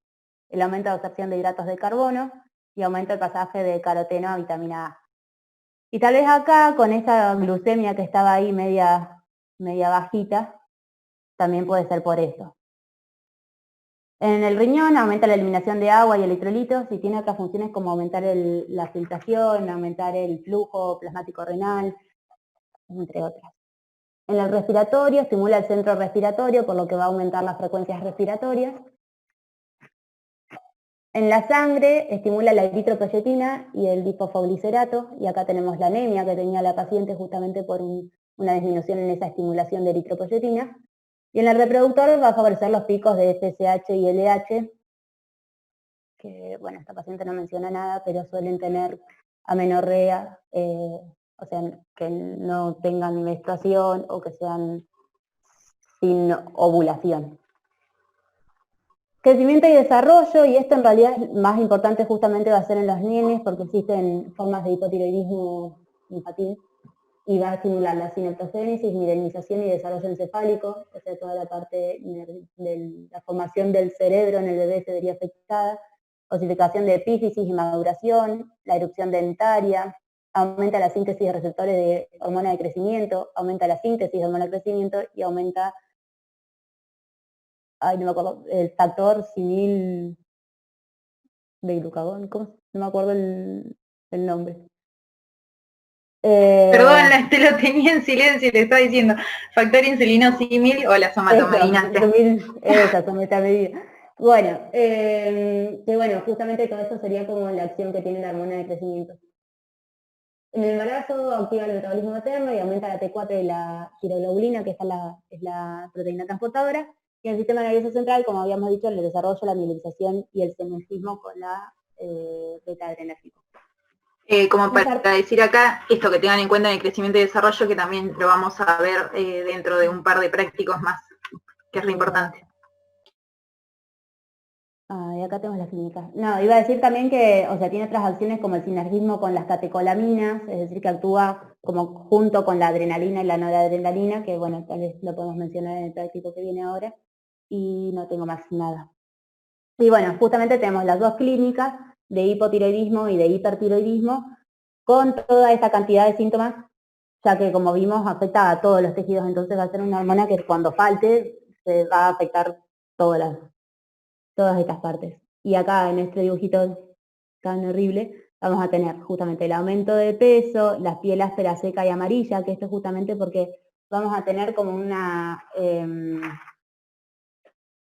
en la piel hay unas proteínas polisacáridas, ácido hialurónico y ácido condroitinsulfúrico, que no se van a degradar, es como que se acumulan ahí y esto atrae agua y ahí se forma ese gel que decía Aile, que va a ser justamente el que va a producir los mixedemas, sobre todo en las manos y en los pies, que no dejan fobia y también van a alterar la irrigación de la piel. Bien, después tenemos, bueno, el síndrome del túnel de carpo estómago, pero básicamente tiene la misma y es un aumento de esto dentro del carpo, que no sé si se acuerdan que tiene como una fajita, entonces se queda ahí apretado y produce un dolor palmar. La intolerancia al frío, porque vimos que tiene toda la parte de termogénesis, entonces todo eso estaría disminuido. La macroglosia, la alopecia, va a tener también algo en las cejas, que pierden las colas de las cejas. La bradisiquia y pérdida de memoria, esta bradisiquia son como pensamientos enlentecidos y si ven en el caso, ella dice que está como aletargada en sus pensamientos. Son personas como que tardan en responder, te hablan lento. Después tenemos el edema palpebral, que tiene la misma etiología, claro, de la piel de este gel. Cardiomegalia y derrame pericárdico, que en realidad el derrame pericárdico también es lo mismo con estos acúmulos de proteínas que atraen agua y también puede aparecer en los pulmones. El estreñimiento, la debilidad, espasticidad, es la debilidad muscular, porque en los músculos también aumenta la glucólisis y bueno, toda la producción de energía, entonces el músculo va a estar como más fatigado porque no va a tener energía. Y esto también, como que justamente todas estas hormonas con otros ejes endocrinos tienen como relación. Entonces va a tener aumento de prolactina, vamos a tener respuestas inadecuadas al estrés, por esto de que justamente no teníamos que hacían sinergia con las catecolaminas, disminución de la libido, ciclos anovulatorios, amenorreas, porque alteran también la parte del reproductor, que bueno, lo vamos a ver más adelante. Y ya creo que, bueno, y esto las uñas quebradizas, con menor crecimiento, el pelo seco, grueso y frágil, también por esta disminución de la síntesis de proteína. Y bueno, acá tenemos, viste que habla de la cara de luna llena, esta es la más significativa que encontré, que son caras bien redondas. Después tenemos la macroglosia, que esta en realidad no se ve así en todo el mundo. Generalmente la gente va antes a consultar, pero bueno, pueden producir estas lenguas así gigantes. Y este es el mixedema que ven que son como manos bien rellenitas, parecen como las manos de bebé. Y esto vos lo tocas y no produce edema. Y el pie de este también acá te ve inflamadito. No produce fobia. No produce fobia, no sé qué es.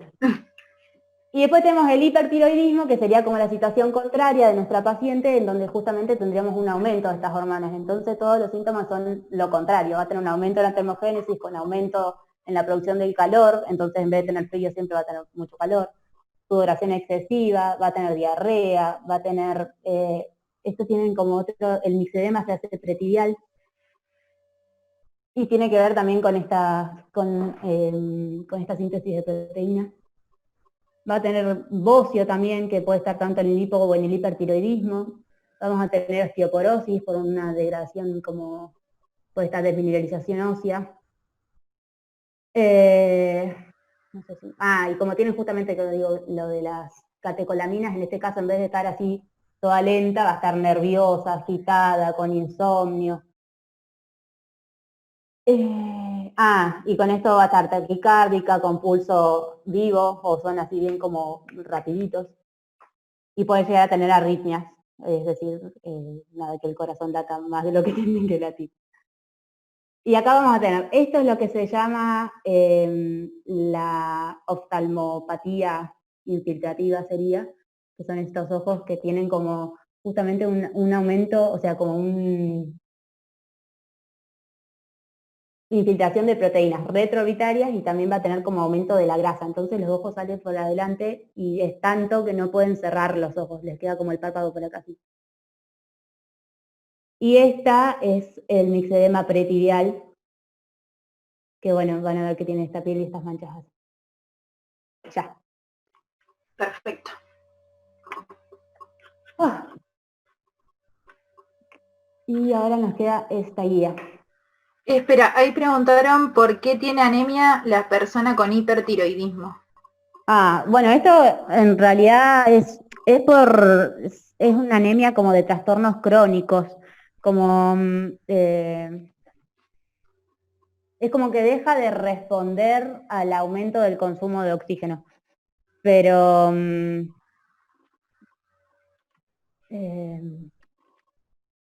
sé cómo explicarlo. No, sí, es que Claro, es como un son tipo cosas de muy anemia, raras. claro, muy particular, porque dentro de las anemias tenés como distintas causas, y una de ellas es esta de los trastornos crónicos, y si bien la tiroides esta aumenta la síntesis de eritropoyetina, en estos casos es como si no respondiera. Que también pasa en muchas partes del cuerpo, cuando hay algo sobreestimulado, el cuerpo como que lo silencia o deja de responder. Bien.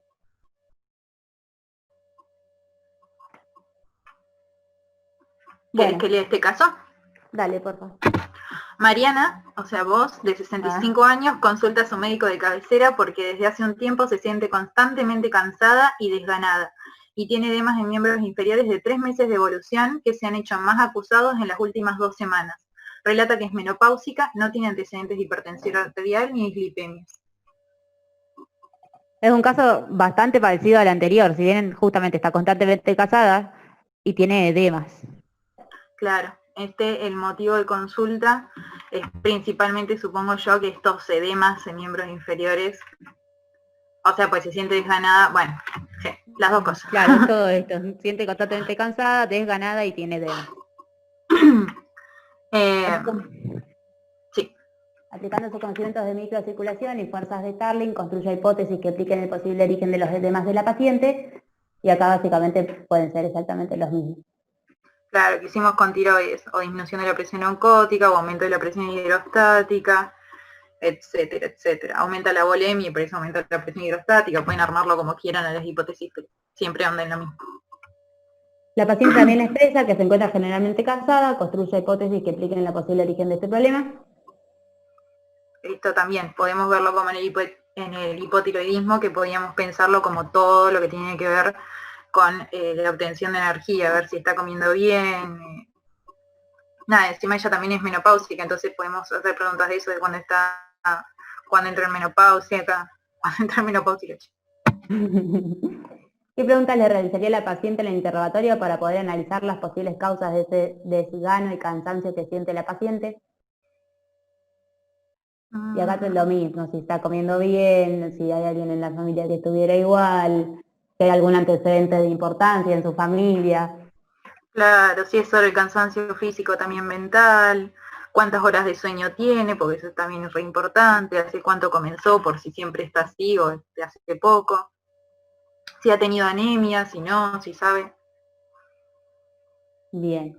Antes de comenzar el examen físico, usted la observa con detenimiento y escribe en la historia clínica casi redondeada con marcado edema palpebral. ¿Ya lo observó en otro caso? Sí. Bueno, sí, Tiroides. en el anterior. ¿Tienen estas Está bueno observaciones ver. puntos, sí? ¿Tiene estas observaciones en relación con el motivo de consulta? Justifique. Y como vimos anteriormente, justamente que decimos que justo la paciente estaba cansada y con la fase de luna llena, y esto puede ser exactamente lo mismo, puede ser algún problema hormonal. Como parte del examen físico, revisa sus piernas y anota en la historia clínica edemas bilaterales y simétricos con fobia en extremidades inferiores hasta raíz de muslo. Estos datos del examen físico ayudan a corroborar alguna de sus hipótesis del ítem 1 sobre el origen del edema. Justifique. Eso, que en el anterior que decía si tenía relación con el motivo de consulta, también, como tiene edema en la cara, podemos relacionarlo por ahí que tiene relación con los edemas de los miembros. Bien.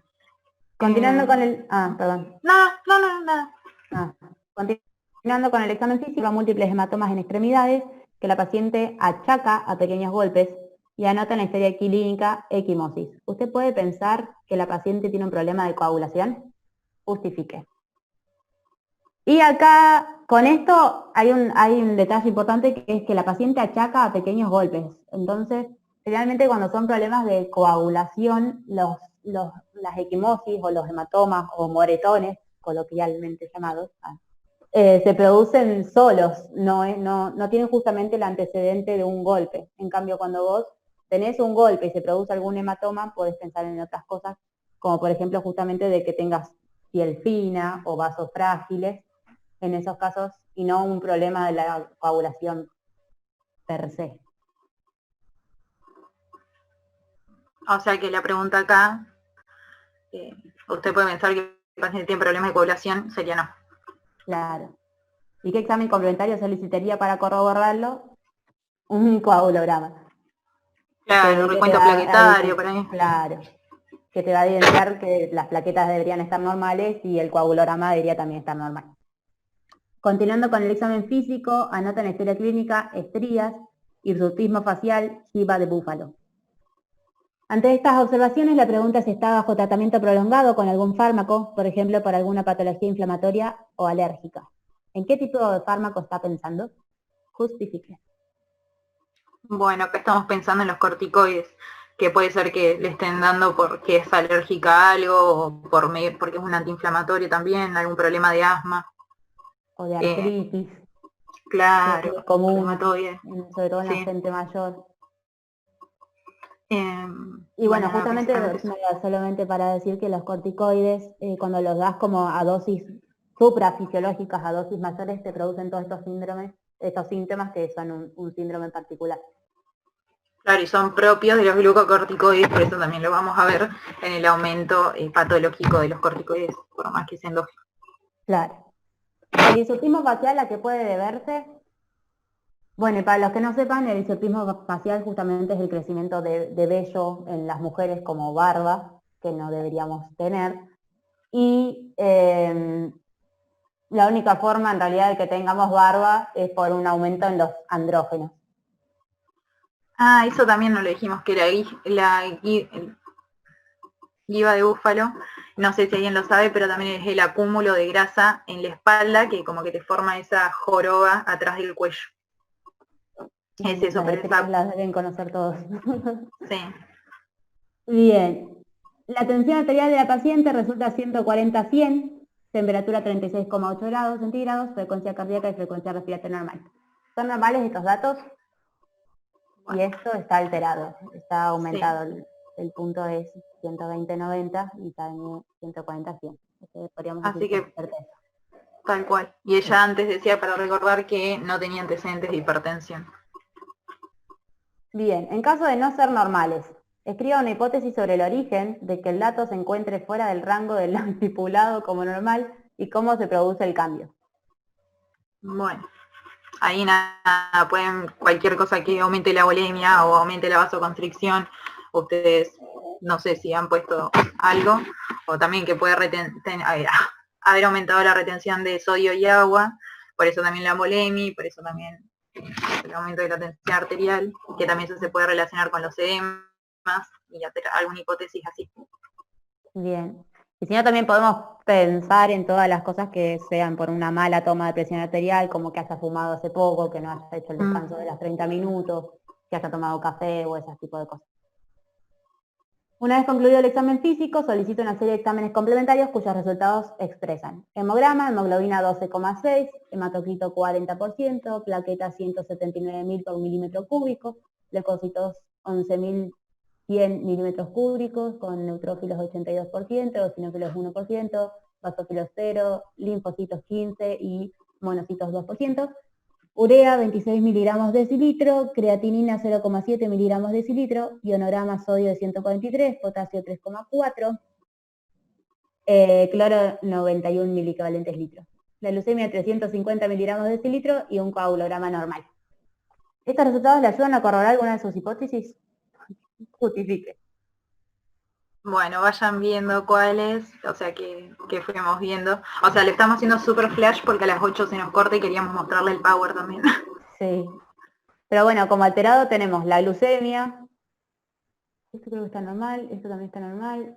Bueno, esto está Los aumentado. neutrófilos Claro. Está aumentado. La fórmula desviada a la izquierda que decía Mari. Claro, y eso. Nada, disminuido los linfocitos porque están re bajos. Ah, bien, claro. Y nada más. Ah, y esto está de 3,5 a 4 a 5, así que está un Sí, poquito está. abajo. Sí. Gracias por tenerlo en cuenta porque es algo que después Sí. tenemos que hablar. Entonces, justo el dianorama sérico es normal, podemos decir que no. ¿Por qué el potasio, sodio podría afectarse en este paciente? Y Bueno, en este... como vemos, esto está más que nada relacionado hiperaldosteronismo.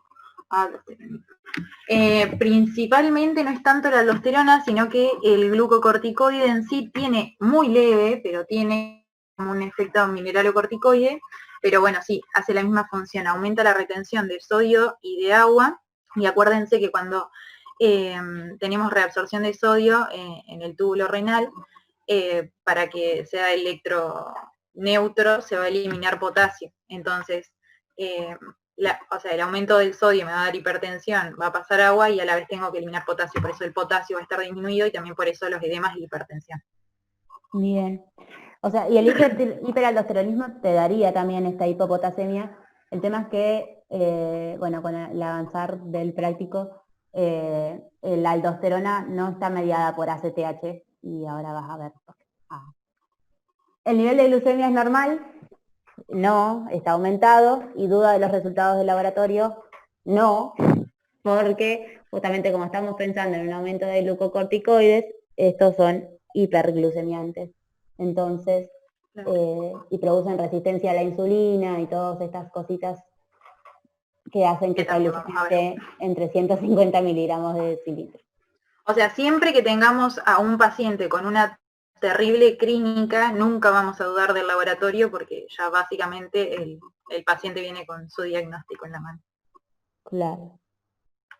Otros estudios complementarios solicitados son cortisol matutino de 29 microgramos de decilitro, que lo normal es de 10 a 25, cortisol vespertino, 31 microgramos de decilitro, con un valor normal de 10 microgramos de decilitro, cortisol libre urinario de 142 microgramos en 24 horas, y la normal es de 30 a 100, cortisol salival a las 23 horas de 3,8 microgramos de decilitro, y la normal es de 0,8 a 1,5 microgramos de decilitro. O sea, acá como resumen, sí, está todo aumentado. Claro, y también con esto del cortisol vespertino aumentado, también podemos decir que como estas son hormonas con... Ay, se me fue el nombre. ¿Regulación circadiana? Esa, con regulación circadiana, y tienen un aumento en la mañana y después suelen declinar. Y tener tan aumentado el cortisol vespertino, justamente perdieron esta regulación circadiana. Algo que llama la atención. Otras determinaciones son la ACTH alta, DA aumentada, catecolaminas urinarias y ácido vainillín mandélico normal. Complete la siguiente tabla donde conste para cada uno de los parámetros bioquímicos que se usaron en la paciente, consigna el nombre completo, lugar de producción, estructura química y si es hormona producto de degradación. Bueno. ¿Querés que lo diga rapidito? No, dale. Bueno, tenemos el parámetro bioquímico cortisol, el nombre completo va a ser cortisol, es una hormona esteroidea y se secreta en la glándula, en la corteza suprarrenal, específicamente la zona fascicular. La CTH va a ser la corticotrofina, también es una hormona, pero es peptídica y se secreta de la adenohipófisis. El DA es la hidroepiandrosterona, que también es una hormona, es un andrógeno, que es el que nos da el hirsutismo. Es esteroidea y también en la corteza suprarrenal es el lugar de producción, pero en la zona reticular. Las catecolaminas, el parámetro bioquímico catecolaminas, el nombre completo, bueno, pueden ser adrenalina y noradrenalina, pero ahí vamos a evaluar más que nada la adrenalina, que además, o sea, se puede tomar como hormona neurotransmisor, es estructura química una amina biógena, y el lugar de producción es la médula suprarrenal. Y el ácido vainillín mandélico, ese es el nombre y el parámetro bioquímico, es un producto de degradación, justamente de la adrenalina, y bueno, ya lo vamos a ver más adelante. En estructura química es un hidrocarburo aromático, o es un ácido orgánico, y el lugar de producción es en las terminales nerviosas de cualquier lugar que metabolice la adrenalina, que se metabolizan por la MAO. Y la médula suprarrenal también produce adrenalina. Claro. Las hormonas dosadas se metabolizan y generan productos de degradación. El producto final más importante de la degradación de adrenalina es el ácido vainillin-mandélico, que se forman por una O-metilación de la noradrenalina a normetadrenalina y de la adrenalina a metadrenalina, reacción llevada a cabo por la COMT. Esta es una enzima. Con un posterior oxidación por la MAO, que es otra enzima. Esos procesos de metabolización de catecolaminas se llevan a cabo en, y como acaba de decir Aile, en los terminales nerviosos. O también las mitocondrias en el estado de la neuroglía. Bien. Y hay una parte más, pero ya te lo digo. En el caso de las vías principales de la depuración del cortisol participan las A-ring reductasas, 5-beta reductasa y 5-alfa reductasa en el Hígado. Ah, perdón. ¿Dónde está? Ahí voy. ¿Querés seguir? Vale. Y la 11-beta hidroxiesteroide deshidrogenasa tipo 2, 11-beta HSD2, en el riñón, que convierte el cortisol en cortisona de forma unidireccional. Esta degradación del cortisol es compensada por una regeneración a partir de la cortisona vía 11-beta hidroxiesteroide deshidrogenasa tipo 1 en el hígado y tejido adiposo, donde la reacción es bidireccional. O sea, según la enzima se me transforma en cortisona o vuelve a ser cortisona. Bien. Una de las hormonas medidas es el cortisol. ¿Qué información le brinda cada una de las mediciones realizadas? Cortisol matutino, cortisol vespertino, cortisol urinario y cortisol salival. Bueno, esto es más o menos lo que decía Mari hoy. O sea, como tiene ciclo circadiano el cortisol, siempre en la mañana lo vamos a encontrar más alto y a la tarde o vespertino lo deberíamos encontrar más bajo. Entonces, bueno, que nos dé más alto a la mañana y más bajo a la tarde nos habla de que está bien ese ciclo circadiano, que está acorde como debe ser.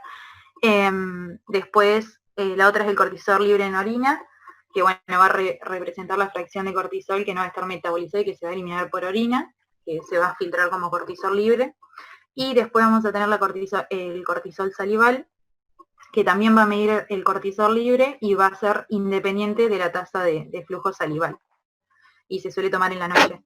Ambas dos, o sea, estas últimas dos, me va a evaluar la fracción biológica activa o libre del cortisol.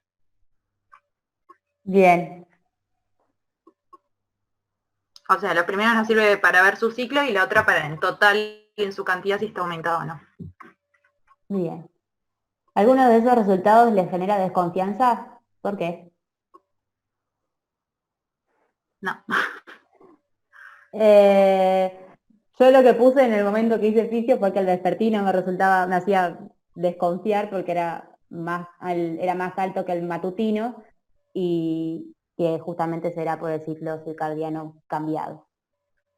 Claro, o sea, eso te tiene que llamar la atención, que te puede orientar a la enfermedad, pero bueno, que ponele que te genere desconfianza como para ir a buscar por qué está alterado. Claro. Estos resultados deben ser tomados siempre siguiendo un protocolo, donde uno de los ítems a respetar es el horario. Justifique desde la fisiología los horarios de toma de muestra, y estos se toman justamente a las 8 de la mañana, que es el pico máximo, y a las 12 de la noche, que es el pico mínimo, por esto del ritmo circadiano. Claro. Vuelve a releer los resultados de la paciente, los horarios en que fueron registrados los datos, puede llegar a una conclusión. Ay, no sé dónde están los horarios. No, o sea, como de que se tomaron. O sea, con la paciente vimos que el cortisol está alto todo el día, inclusive vespertino está más alto que a la mañana, como decía Mari, y también está alta la ACTH, entonces eso nos está hablando también que no hay una retroalimentación negativa, porque debería estar baja la ACTH considerando que está re alto el cortisol. Después ahora vamos a ver el ciclo del eje. Así que bueno, lo que vemos acá, solo que podríamos ver esto, es que tiene un ritmo circadiano alterado, porque no se está respetando la disminución de la tarde, y por ende vemos un hipercortisolismo. Bien. Y acá tenemos este eje. A continuación le presentamos un modelo de regulación del eje hipotálamo, hipófisis, corteza suprarrenal. Lee atentamente el siguiente texto y con su información modeliza el recuadro en blanco, la información completa. Mati, vos decidís leer el texto, ¿viste? Ay, no, chicos, perdonen, pero es que nos quedan 20 minutos. Porque nos quedan 20 minutos y por ahí lo otro le va a ser más como completo, porque esto justo lo dice todo el texto, en realidad es lo que hay que graficar, o sea que lo van a tener escrito ahí. No es que hay algo que les pueda generar dudas, creo. Y bueno, cualquier cosa nos escriben. Sí. Teniendo en cuenta el funcionamiento del eje y los valores obtenidos en los estudios complementarios, hipotetice el lugar de alteración que genera los resultados obtenidos en la paciente, y habíamos visto que tenía una ACTH aumentada y un cortisol aumentado. Entonces, viendo justamente este eje de acá, si tenemos aumentada la ACTH y esto de aquí, podemos ver que tenemos justamente el problema está acá en la hipófisis, con justamente el aumento de ACTH y con aumento en la respuesta de las glándulas adrenales y la consecuente aumento de cortisol. Perfecto. Lea la siguiente introducción de un protocolo de práctica asistencial. Las pruebas funcionales en endocrinología resultan imprescindibles para el diagnóstico de muchas disfunciones. Su elección requiere recordar la fisiología de la glándula explorar. En general, cuando se sospecha una hipofunción, deberá emplearse una prueba de estimulación, y si lo que se investiga es una hiperfunción, suele emplearse una prueba de frenación.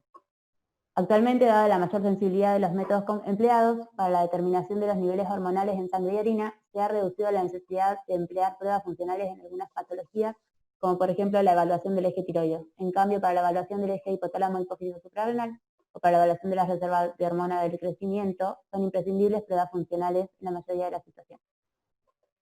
Explico con sus palabras que entiende por prueba funcional o dinámica, y bueno, justamente las pruebas funcionales o dinámicas son, como dice acá, son pruebas que o estimulan una glándula o la inhiben para ver justamente si responde a esta estimulación o inhibición.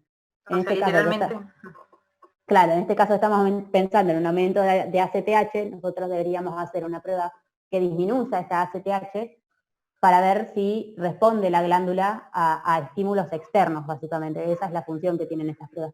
Si la glándula no responde, está hablando que tiene una autonomía y la glándula hace lo que tiene ganas de hacer. Que en este caso sería liberar la ACTH a lo loco. Queremos ver la respuesta de esa glándula entonces, con esta prueba. Bien. Habrá notado la importancia que le da el autor al conocimiento de la fisiología endocrina para decidir qué estudio complementario solicitar al paciente. El diagnóstico bioquímico es complejo y en algunos casos justifica pruebas de escrutinio, de confirmación y de diagnóstico etiológico. Esto es de screening, o sea, pruebas muy sensibles. Es decir, conocer la causa.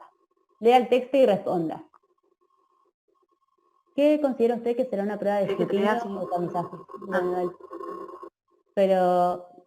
No, sí, ya está. Ya fue. Así vamos metiéndole catanga.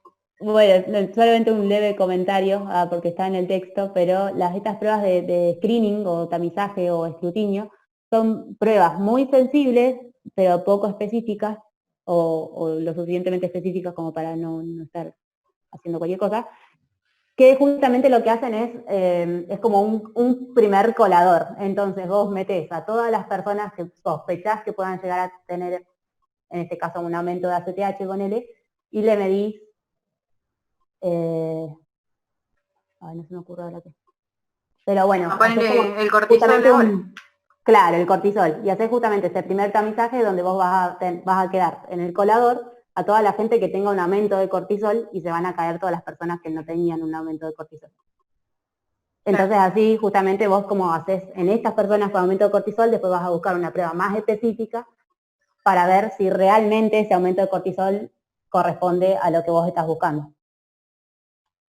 Esas son las pruebas de screening, esa es su función.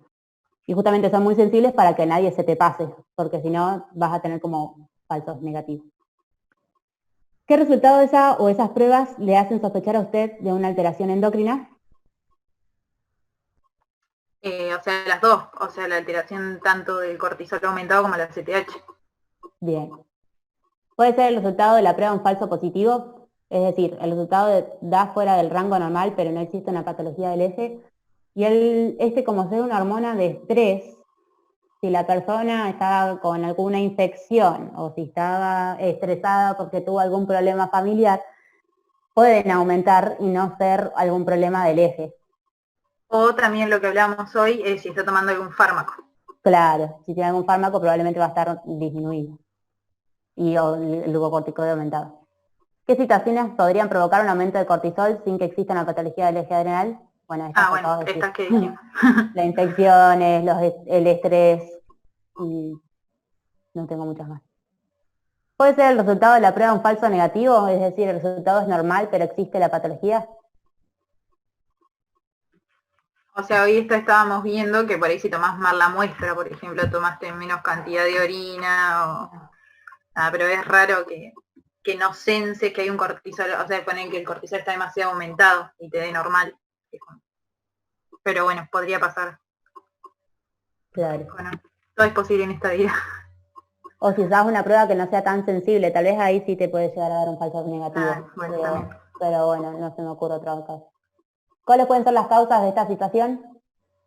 Estas que decimos. Claro, por ejemplo, que la persona tenga... Sí, que la persona tenga algún problema renal, entonces tenga menos filtración del cortisol libre y vos le haces el cortisol libre urinario y te da poco, decís, bueno, está bárbara, y no. No sé, una cosa Bien. Las pruebas que le permiten a usted confirmar su sospecha de hipercortisolismo, hipocortisolismo en su paciente se denominan pruebas de confirmación, y una de ellas es la prueba funcional de supresión con dexametasona. En una prueba funcional se mide la hormona en cuestión antes y después de una dosis oral o intravenosa de una sustancia que estimula o inhibe la liberación de dicha hormona. La comparación de los valores obtenidos en el paciente con la respuesta esperada en un sujeto normal aporta información muy valiosa acerca de la funcionalidad de la glándula. Por eso se denominan pruebas funcionales o dinámicas. En su paciente, el resultado de test de supresión con dexametasona refiere que no suprime con dosis bajas, 1 miligramo, pero sí suprime con 8 miligramos. Acá, la dexametasona es un glucocorticoide. sintético. Claro, sintético. Esto se lo das a la persona y tenés dos formas. O se lo das a dosis bajas en 1 miligramo o se lo das a dosis altas de 8 miligramos. ¿Qué buscas con esto? Justamente es que esta dexametasona suprima el eje. Y como vimos en el eje, las supresiones se hacen o de ACTH o más arriba de CRH. Entonces, si vos le das un glucocorticoide, que es como como si fuera cortisol, claro, lo que vas a buscar es justamente que inhiba a la ACTH. Entonces, no sé, me quedo. Acá. ¿Qué hormona se dosa antes y después de la administración de la dexametasona? Lo que vas a sentar es la ACTH y la respuesta que tenga hasta dexametasona. ¿Qué hace la dexametasona? Inhibe el eje. ¿Y cuál es la respuesta esperada normal? Que lo suprima, o sea que la ACTH disminuye. O podemos decir que hace la dexametasona, sería simular la actividad del cortisol, entonces la respuesta que espero es esa, inhibir el eje, la retroalimentación negativa. Bien. Y esto de 1 miligramo y 8 miligramos va a ser depende de la etiología. En realidad, con eso diferencias etiologías. Porque tenés como tumores más chiquitos que secreten menos ACTH, entonces van a suprimir con dosis bajas, pero hay tumores más grandes, y cuando hablo de más grandes, hablo de 1 centímetro o menos de 1 centímetro. Cuando tienen más de 1 centímetro, generalmente no suprimen con esta dosis, pero sí con 8 miligramos. Y cuando no suprimen ni siquiera con 8 miligramos, lo probable es que el tumor esté fuera del eje, que sean ACTH, lo que se llama ectópicas, y que sean producidos por otros tumores en otra parte del cuerpo. En esos casos, ni siquiera estos 8 miligramos de dexametasona logra suprimir al eje. Esto lo vemos en el Power, yo tengo un dibujito del ritmo circadiano. No vamos a llegar, pero del tema que después lo copian. Si la prueba consiste en suprimir, bueno, la última le subiremos de Power. Si la prueba consiste en suprimir la producción normal de la hormona, ¿qué momento del día elegiremos para visualizar con mayor certeza la supresión? Y justamente, o sea, yo lo haría para verlo en el pico, cuando a la mañana, cuando tenés tanto el pico de ACTH como de cortisol, en ese momento haría la prueba de dexametasona para que justamente, ya que tendría que tener la hormona alta, que no haga ese pico, y ahí lo evidencias. Si vos la haces con la hormona baja, no vas a poder ver la diferencia. Acuérdense que cuando hagan este gráfico, la ACTH siempre se eleva antes que el cortisol porque es justamente el estímulo para que se libere cortisol. Entonces, siempre la ACTH va a estar un ratito antes elevada que el cortisol. Bien. ¿Hola? Sí, sí. La prueba consiste entonces en dosar ACTH a las 8 a.m. del primer día, valor basal. Esa noche la paciente toma la dosis indicada de dexametasona, 1 u 8 miligramos, y al día siguiente, por la mañana-tarde, se vuelve a medir ACTH. La respuesta normal es que el valor de ACTH en la segunda muestra sea menor que el valor basal. Completa ITH lo que no corresponde. Le solicitamos que hipotetice valores numéricos que permitan comprender claramente el resultado de la prueba. Resultado de la prueba de supresión con dexametasona 1 miligramo en la paciente. Claro, Podríamos dejar el mismo valor que ya tenía antes, porque no lo suprime. Dice alta, creo, ¿no? No dice un valor. No dice un valor. Es verdad. Pero bueno, tendría que estar por encima del valor del eje. Y el eje llega hasta 20 microgramos. Sí, microgramos sobre decilitro. Exacto. Entonces tiene que estar justamente, no sé, en 30. Sí. Y resultados de la prueba de supresión con dexametasona, 8 miligramos en la paciente, cuando suprime, claro, disminuye en un 50% teóricamente. El tema es que el valor de corte para decir que tenés un aumento de ACTH es de 20. Entonces tiene que estar por debajo del 20. Si tienen que poner un número y quieren hacer esto del 50%, si tenemos 30, puede ser el 15 microgramos de decilitro. Pero, o si no le piden un número, poner menor de 20 también está bien. Estos resultados permiten confirmar que se trata de un hipercortisolismo endógeno o síndrome de Cushing. Falta ahora ubicar el lugar de la alteración. ¿Qué pruebas le permiten hacer a usted el diagnóstico etiológico? Justifique. Espera, Mari, que acá hicieron una pregunta, entonces de paso la agrupamos a esa. Dice, en el pico de la mañana de cortisol, está disminuido el ACTH, ¿no? En esta prueba. En la prueba, claro, sí. Pero normalmente tendría que estar aumentada. Claro, vos normalmente tenés el pico de ACTH y después viene el de cortisol de las 8 de la mañana. Nosotros, en 1 miligramo, suponemos que, como sabemos que no la inhibió, va a estar alta todo el tiempo junto con el cortisol, la ACTH.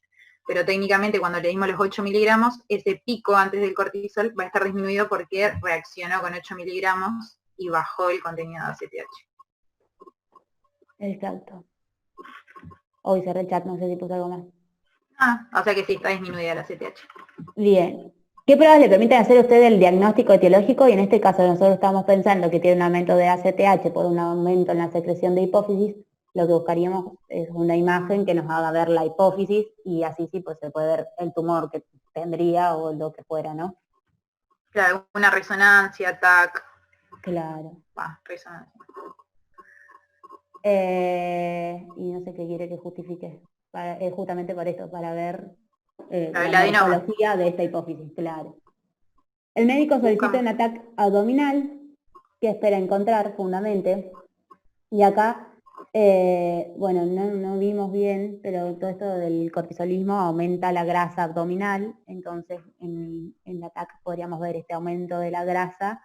Y también esta ACTH a largo plazo tiene cambios tróficos, entonces las glándulas suprarrenales se esperaría que estuvieran aumentadas por una hipertrofia. Imagínense todo el tiempo la ACTH dándole indicaciones a la glándula suprarrenal que tiene que liberar cortisol, esa glándula suprarrenal va a estar súper hipertrofiada, entonces vamos a ir a ver eso.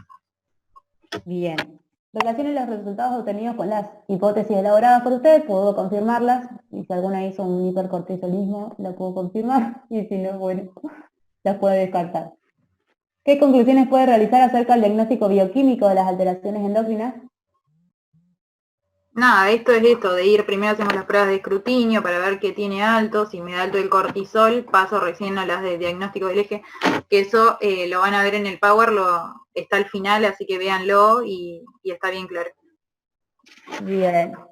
La paciente le pregunta sobre el oscurecimiento de su piel. Esto es un dato importante también, aunque no estuvo expuesta al sol. Realmente están bronceados, tienen un color marrón. Por ello la observa detenidamente y da cuenta de un aumento generalizado de la pigmentación cutánea. Usted sabe que un aumento de coloración en la piel es generado por el aumento de hormona alfa-MSH. ¿Podrá ser este el caso a la paciente? Justifique.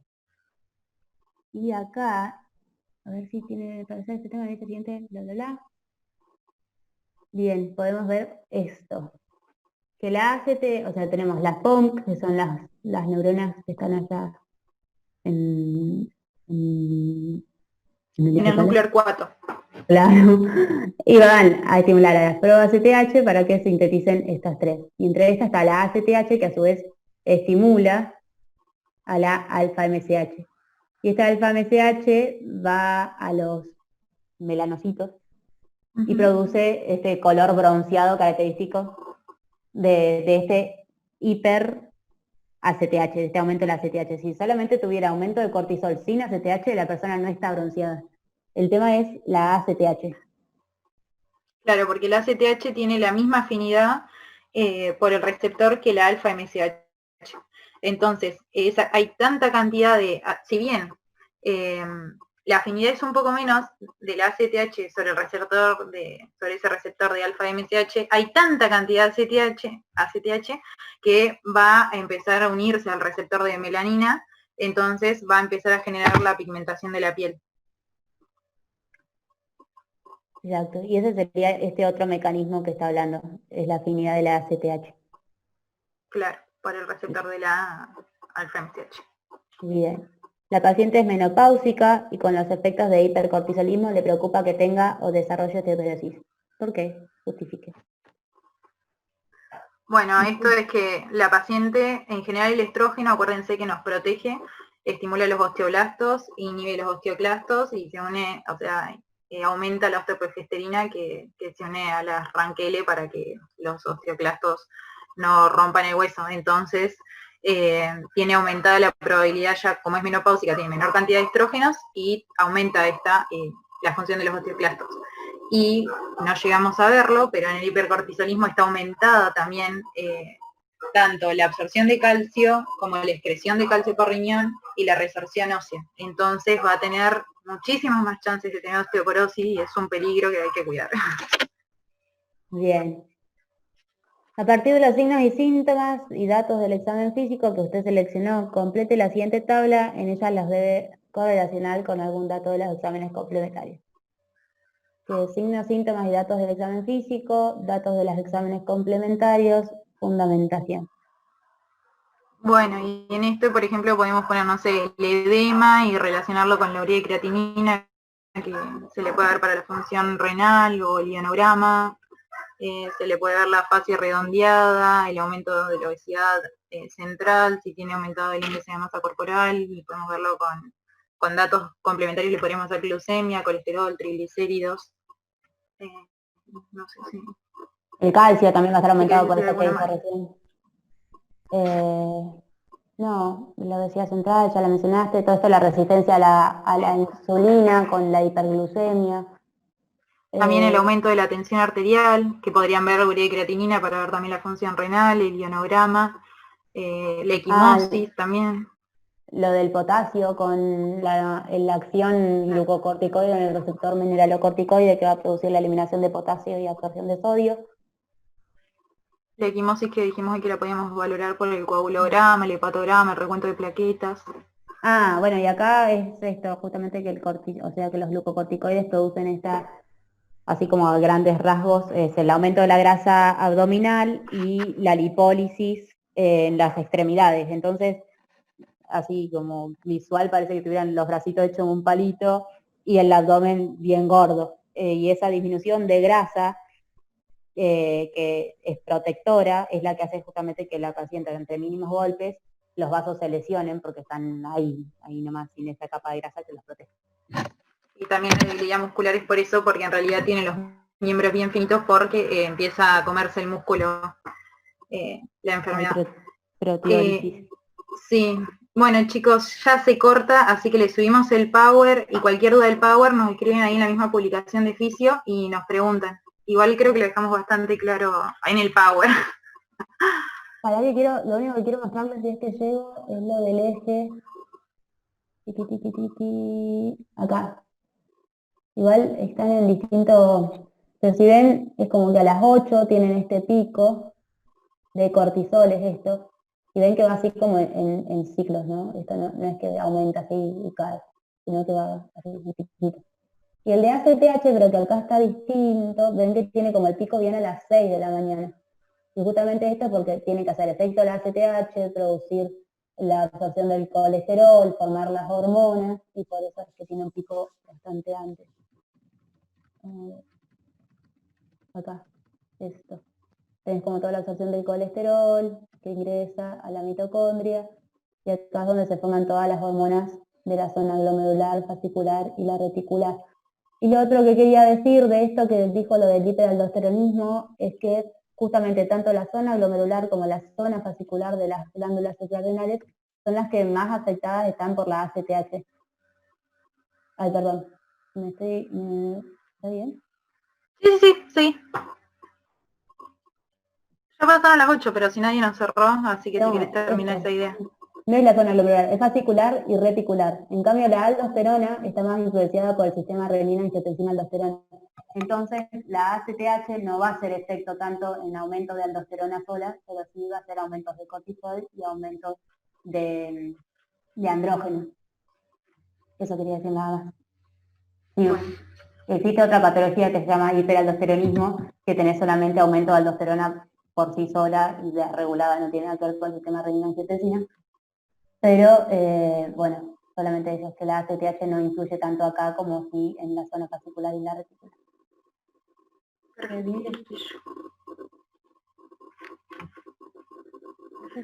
No sé si querés que intentemos, claro, a ver si hasta dónde llegamos.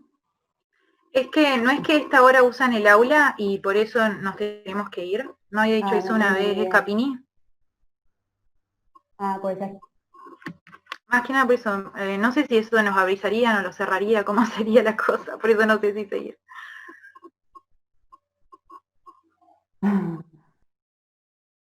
Lo que sigue el tema mostrarles el último, que es el diagnóstico, para hacer una cosilla. Que sí, que en el diagnóstico ahí puse las pruebas de escrutinio, tamizaje, confirmación y etiológico como aparecen en la guía. No, la última mujercita. No, donde todo hoy densa. Sí. Y le puse al lado un 1, un 2, un 3 y un 4 porque es el numerito de al lado que te dice el estudio y ahí está bien el caminito para que sigan y no se pierdan. Y en la anterior diapo es una combinación de muchos porque no todos tienen todo. Entonces está bueno hacerse un dibujo propio, que muestre la osteoporosis como quebraduras, entonces que te lo va a ver bien. Bien. Esta mujer que le salen un montón de flechas, por ejemplo, dice obesidad central y le marca el brazo, o sea, no se dejen guiar por las flechas, pero sino por las alteraciones que tiene. Bien. Y nada, como esas aclaraciones nomás. Sí. Si querés, da lo tuyo, Mari, un poco así por arriba. Total, ya nos excedimos 3 minutitos. 10 minutos más. No sé si hay alguien, si se fueron. Quedan 26. Bueno, Igual en realidad acá te sirve. Es un recuerdo nada más de que tenemos la corteza y la médula, y la corteza se divide en estas 3 capas, la glomerulosa, la fasciculada y la reticular, y por debajo de la médula. Y que a su vez tienen como orígenes distintos, unas son células endocrinas y las otras van a ser células cromátinas. Y acá está la imagen agrandada. Acá tenemos el eje, como dijimos que en el hipotálamo, que son que esta tiene, además de toda la parte como de estrés que va a estimular la liberación de CRH, también tenemos el ritmo circadiano que lo hace solito, ¿no? Entonces, esto quería decir. Y vamos a tener la hormona liberadora corticotrofina, la ACTH, que va a ser blanco en las glándulas suprarrenales, y va a formar tanto glucocorticoides como andrógenos. Esta ACTH tiene este receptor MC2 que produce un aumento del AMP cíclico y va a ser justamente como cambios inmediatos, subsecuentes y a largo plazo. Y a esto es lo que yo me refería con este aumento de tamaño de la organela en esta mujer que se vería en la TAC, porque teóricamente debería tener un largo plazo de aumento de ACTH. Los inmediatos son aumento de colesterol esperasa, sintasa de los ésteres de colesterol, transporte de colesterol, básicamente todo lo que se necesita para sintetizar la hormona. Y la subsecuente, todas estas son como los receptores del colesterol para que queden ahí cuando necesite más colesterol y la transcripción de estos genes.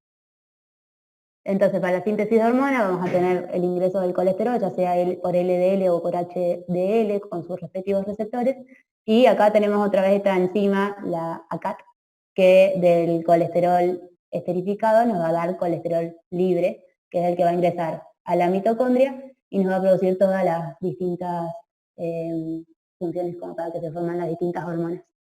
Y en esta tenemos, me quedo cortada, pero tenemos cada zona, que esta es la glomerular, la fascicular y la reticular, y que cada una, como ven, tienen como precursor el colesterol. Esta, que es la función limitante entre el colesterol y la pregnenolona, y a partir de aquí, cada zona con sus respectivas enzimas va a formar las respectivas hormonas. Y sin embargo, esto que se ve tan separado, en realidad esta función es la misma, que es lo que quiero mostrar con esta imagen, que entra el colesterol, se forma pregnenolona y a partir de ahí es como que se va a mover en las diferentes partes de la glándula suprarrenal para formar la respectiva hormona. Y esto es importante en realidad, sobre todo porque si hubiera algún déficit de estas enzimas, es como que este precursor, ponele, va a ir a formar para este lado o para acá. Pero bueno, eso es para su futuro. Bien, y un detalle de la médula suprarrenal, que en realidad no es el fin de este práctico, pero es para que tengan una visión cuando vean ejercicio, que vamos a tener en la glándula suprarrenal, que actúa como lo mismo que un ganglio simpático. Entonces el nervio simpático produce más que nada la formación de adrenalina, creo que es como un 90%, en cambio la noradrenalina son un 30% nada más, a diferencia que con el ganglio simpático se forma el resto de noradrenalina. Y esto, bueno, que actúa sobre células bien lejanas, como que se secreta la sangre y la adrenalina va y se esparce, en cambio estas suelen ser más en el punto donde se está inervando. Y este es otro detalle también que tienen que saber, que son lo de los receptores, y cómo trabajan cada uno, ¿no? Como el alfa 1 en realidad lo que hace es justamente el aumento del calcio y el IP3, y que por ejemplo va a aumentar la contracción del músculo liso, vascular, y el alfa 2 que disminuye el AMP cíclico, y esto en realidad son presinápticos generalmente, por eso inhiben la liberación de noradrenalina, se encuentran como regulando esa liberación. Y después tenemos los beta 1, 2 y 3 que todos producen aumento de AMP cíclico. Y bueno, cada uno con su función. Aumenta el gasto cardíaco, aumenta la producción hepática de glucosa, aumenta la producción hepática de glucosa y aumenta la lipólisis, y esto va a depender de justamente qué receptor haya en cada tejido. Y acá es otra aclaración, que la adrenalina y la adrenalina tienen como la misma actividad en los alfa, beta 1 y beta 3, pero la adrenalina tiene más potencia, sobre todo en estos beta 2, que acá me faltó el numerito. Y acá tenemos, bueno, justamente esto de los receptores, esto sería un alfa 2 con la noradrenalina o adrenalina, que se unen, en este caso es una proteína GI y en este caso es una proteína GS. Por eso este disminuye el AMP cíclico y este aumenta el AMP cíclico, porque van o a estimular o a inhibir a la adenilatoxiclasa.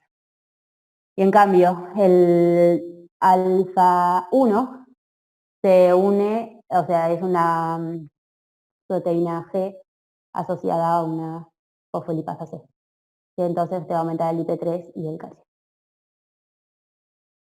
Y acá está lo que decíamos del metabolismo de las catecolaminas, con justamente tenemos en el caso de tejidos no neuronales, porque como tanto en las terminaciones nerviosas, en el caso de que se sinteticen como la noradrenalina, y en el caso de la adrenalina que va a ir por sangre, también se puede metabolizar en hígado y riñón, sobre todo por esta enzima que es la COMT. Y se liberan tanto como metanefrina y ácido vainillin-mandelico. La metanefrina sería la noradrenalina. Y esto de acá es justamente lo que hablábamos hoy de esto de estas enzimas, de cómo la aldosterona, que es un mineralocorticoide, hace toda su función, y el cortisol, que tienen como semejanza, pero no puede actuar porque tienen estas enzimas que produce que el cortisol se inactive a cortisona. Y sin embargo, en los tejidos que tengan receptores glucocorticoides, va a tener esta enzima que va a ser de cortisona a cortisol y así va a poder hacer su función. Pero bueno, cuando hay un aumento de este cortisol, puede hacer efecto en estos mineralocorticoides y actuaría con la aldosterona y la disminución de potasio. Acuérdense que el cortisol, como para ya terminar con todo esto, es de naturaleza lipídica, esteroidea, entonces la unión al receptor la va a tener dentro de la célula con la proteína receptora del citoplasma, y juntos, o sea, el complejo hormona-receptor va a interactuar con secuencias reguladoras específicas del ADN, que son llamadas elementos de respuesta a los glucocorticoides, y ellos son los que van a hacer toda la transcripción genética y van a dar literal toda la respuesta de los glucocorticoides, que eso lo van a encontrar en todas las diapos que siguen, pero están en el libro, así que no se las voy a decir, son 1 millón. Pero bueno, para que sepan eso, que es súper importante, y ahí lo vemos en los pacientes. Y otra cosa, que como regulación entonces, la ACTH va a ser tanto, va a estimular ahí en la corteza, que les muestra Mari, para que sepan también por qué tienen todas las características de los andrógenos estimulados, que veíamos esto. Pueden tener aumento de hirsutismo, vello facial, acné. Claro, porque también estimulan la otra capa. Que esto fue testosterona. Así que bueno, eso es y todo. Ya, perdón porque se alargó un montón, pero bueno, son guías largas. Sí, por suerte supongo que las próximas, que se van a ver solo 2 guías, y van a terminar en tiempo y forma, pero eran eternas. Bueno, sí, lo vamos a subir igual al Power, así que no se hagan problema. El resto de la zona de la corteza suprarrenal no se produce un aumento de su producción en este caso. No, igualmente quedaría solo la zona de la mineralocorticoide, y no tiene estimulación, eso es aparte. Así que solo se va a ver... La médula. Claro, y la médula. Así que solo se va a ver principalmente en la capa de los glucocorticoides y andrógenos. Igualmente después del cortisol estimula un poco el sistema adrenal, pero bueno, ya es por el cortisol, no por la CTH. Claro, y eso se ve en estrés y en ejercicio, bueno, no ejercicio no tanto, pero sobre todo en estrés, así que lo van a ver más adelante, no depende de esta guía. Así que bueno, chicos, espero que les haya servido. Mal. Bueno, que descansen. Adiós. Adiós.